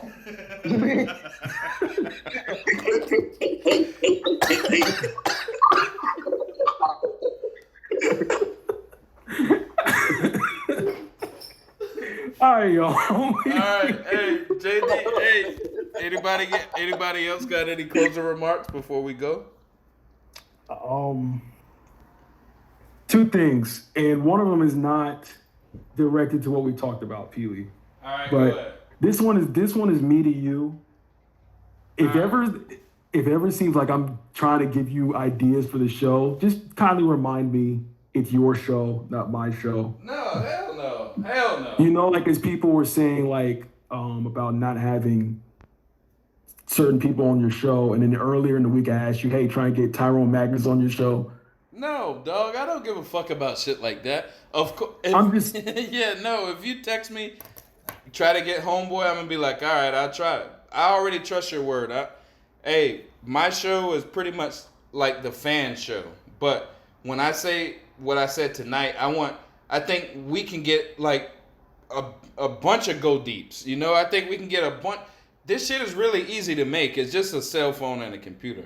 But if you tell me to get somebody on the show, dog, I don't never take offense to that shit. I don't really take offense to nothing you say, dog. Pretty much, I'm a cool dude. I know y'all are cool dudes, so nah, don't ever think I'm thinking sideways. It makes it easier for him. Huh? I said it makes it easier for you. Yeah, make it a whole lot easier for me. I mean, all right, think about this. Go deep is cool, but go deep could really go down that rabbit hole, right? And we can, but what if everybody else is doing a show? What if I just go down the rabbit hole and somebody else hit what Ben W is doing, and somebody else hit what Will is doing, or some, because think about this. If we sometimes we get mad at what Chris Wong say, but Chris Wong is just a human like everybody else. All he do is make a show, We don't have to worry about what Dave the Film Junkie say.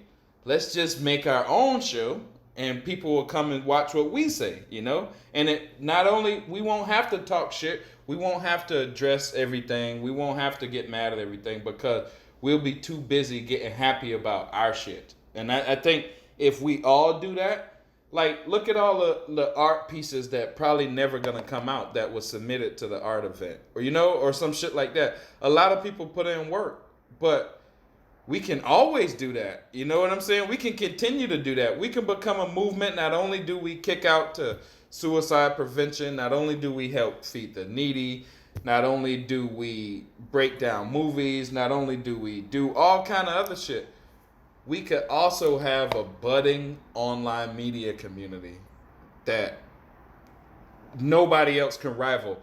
Collider couldn't rival it. Fucking John Campea couldn't rival it. Nobody could rival us. We don't have no enemies. The only reason we have enemies is because we allow niggas to think they on our level. Nobody's really on our level, dog. And I'll be honest with you. Nobody's really fucking with us. That's when we put out 159. 159 got about 500 views, right? Somebody else put out a podcast, probably got 10,000 views.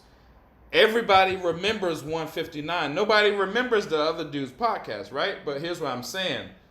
159 featured all of y'all. All of y'all who wanted it. Damien was on that shit.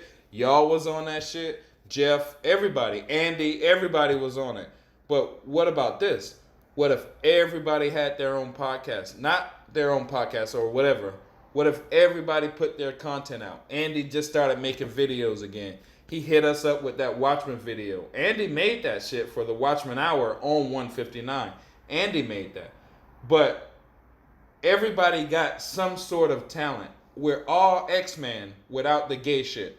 We're all X-Men that got a mutant power. Hey, y'all laugh. I've been saying that. Y'all laugh though, but I've been saying that. No gay shit. You said no gay shit. We all have powers. We do. We all laugh, but I'm serious about that. We do. The power that we all have. We need to flex that shit. Hey, it's what I said. It's what I said. Listen, it's what I said in my little introduction shit. The Go Deep that we did. I said that we are Superman. We all got the power to do some shit. You know what I'm saying? And so I really believe that. And I wasn't laughing because what he said. He was on point. He said no gay shit. X-Men, no gay shit. Yeah. Like you used to be a man, now you're a woman. You know what I mean? That is. Yeah. I'm sorry. No, I feel you. Brian Singer was on that shit, right? Or some weird shit. So man, dude, I swear to God, nigga, you need to start rapping again. Hey, like, bro, you just said like that's a double win right there. Pee for real though, you do. I'm gonna put one of our songs in there, right? Because check this out. You know how I play everybody else's music, so YouTube always give me like a content strike, right? So I'm gonna play one of our songs, one of Beat House songs in here with like me on that shit, and I'm gonna see if they content strike it. If not, I can get all the money for this podcast. Because the thing is, man, we need that kind of real music because they let your boy out of prison. Yeah, I saw that today, dog. I saw that. Who? Tekashi, yeah. He dropped his video today. And he's in Times Square. He was in Times Square, too. Man. He was in Times Square. That's 44's neighborhood. Now, if you want to laugh, if Tekashi tweeted release a Snyder Cut by Times Square. If Tekashi tweeted release a Snyder Cut, that'd be the funniest thing in the world, though. I'll still use it. Fuck it. You know what I'm saying? I'm gonna laugh at that. That would be hilarious. Yeah. That would be crazy. I mean, that actually be kind of dope. Like, yeah, nigga, look at this shit. You know what I mean? Put this out. Put his movie out. You know what I mean? Even the kids in the hood one. Now, the second thing I'll say, and then I'll give it to 44, is if you all are interested in those kind of discussions like we had with Black Panther, come on the stream. Yeah. Because I love, not specifically that film, but I love picking apart specifically that universe's films. Right. Because they got problems. And I don't think they all have been addressed. That's personally my feeling. Yo, have you talked to Josh Samuels yet? No, I have not. You need to get with him. He touches on shit like that. He's real cool. He's from America. He touches on the first show he got me on was a show ripping apart Black Panther. But he's a real cool dude. He's a black brother too. Yeah, I've listened to Josh Samuel before. Hey, And I know that's about him. too, like, don't get discouraged because there actually is low key a lot of black people in the Snyder Cut movement and a lot of people who are not non-white. You feel me? Like, so they're not hard to find. You feel me? Like, Right. trust me. Right. Josh is doing his thing. Is he on Twitter? I gotta reach out to him. Honestly, when I really think about it, Is he on the only dude that I can think of that's like a YouTuber that talked about the Snyder Cut consistently is probably, well, kind of consistently, is probably Dave the Film Junkie. Yeah. So, you know, Yeah. the rest of them guys, maybe Tyler, then there's Tyler, and everybody else is like Spanish or Asian or black or something. Dave. Nah, Dave dead the ass film, though. Dave the film junkie is Spanish too. Right? But yeah, John Samuel's a cool dude for sure. Yeah, I got it. Somebody link me to his stuff. I would love to. Yeah, get with him. Oh yeah. Do slide. It's just Yeah, I would love to, and I'm really open to finding new stuff. That's how I found Real Analysis, and that Bagua symbol thing is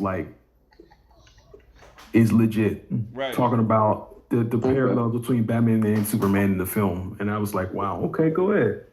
That's why I love when how people's minds work when they discover certain things about movies, especially Zach's movies, man. Oh man, this shit's like fucking like almost interdimensional fucking poetry. It's just crazy. Yeah, Zach movies Fucking are crazy. Zach movies are the shit. Definitely. Well, I appreciate it. We have reached man. I mean, we're at 2 hours and 48 minutes. I appreciate everybody coming on. I'm gonna try to edit this up. It'll probably be out tomorrow. I'll probably be editing tonight. Okay. Hey, one thing I want to say. Yeah. Man, Mother's Day, the 10th. Yep. Get on it, everybody. Yep. Everybody that fucking came through and supported for the fucking unity chain and shit. Man, kicked off with help from Truth, Love, Faith. You know what I'm saying? I mean, I need, we need everybody. We need everybody to come through, man, and make Will, you know what I'm saying, make him shit and tear out this bitch, you know what I'm saying? Because, he really behind this shit, so I'm supporting him 100%. So everybody get ready for that shit, man. Hell yeah. All right. I appreciate it, guys. Go Deep 163. Another one in the books. I will holler at y'all boys later. Release the Snyder Cut. Damn right. Release the Snyder. Oh shit. Yeah. What am I doing? Hold on. 44. You didn't have any closing remarks. My bad. What the fuck? Yeah, get there. I didn't know. Wow. Well, I want to say, that we got to keep and maintain the same energy. Like a lot of people, like I said, they want to fall back on regular fandom rules and regular fandom environment, but in reality, like the Snyder Cut movement has always laid into the fringe. Has always squeezed into, you feel me, open-minded ideas, and you feel what I mean.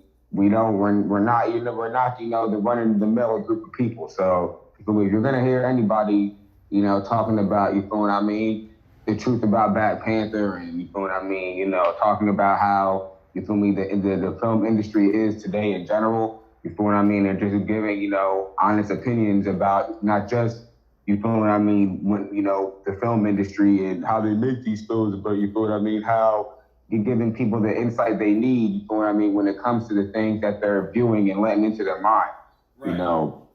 And we got to keep that going, because if anyone's going to talk about it, it should be us, because, you feel me, we're a movement that, that's all about, artist integrity, you feel what I mean, we're also about, you feel what I mean, keeping an eye on slimy corporations that, you feel me, that are trying to ruin things and sell you bullshit. Exactly.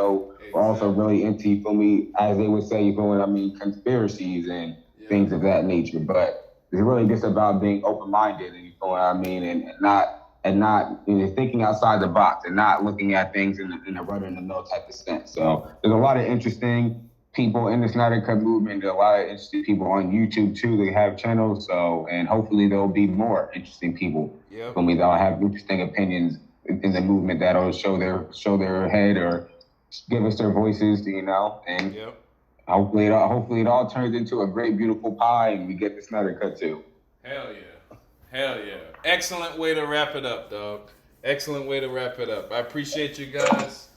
I'll be editing tonight, so I will see you guys tomorrow. Word up, man. All right. Yes, what's up, man? See you in the Twitterverse, bro. Yes, sir. Yeah, that's a dope one, man. I appreciate y'all, man. All right. Yeah, 163, bitch. 10. All right, y'all. All right, y'all later. Peace.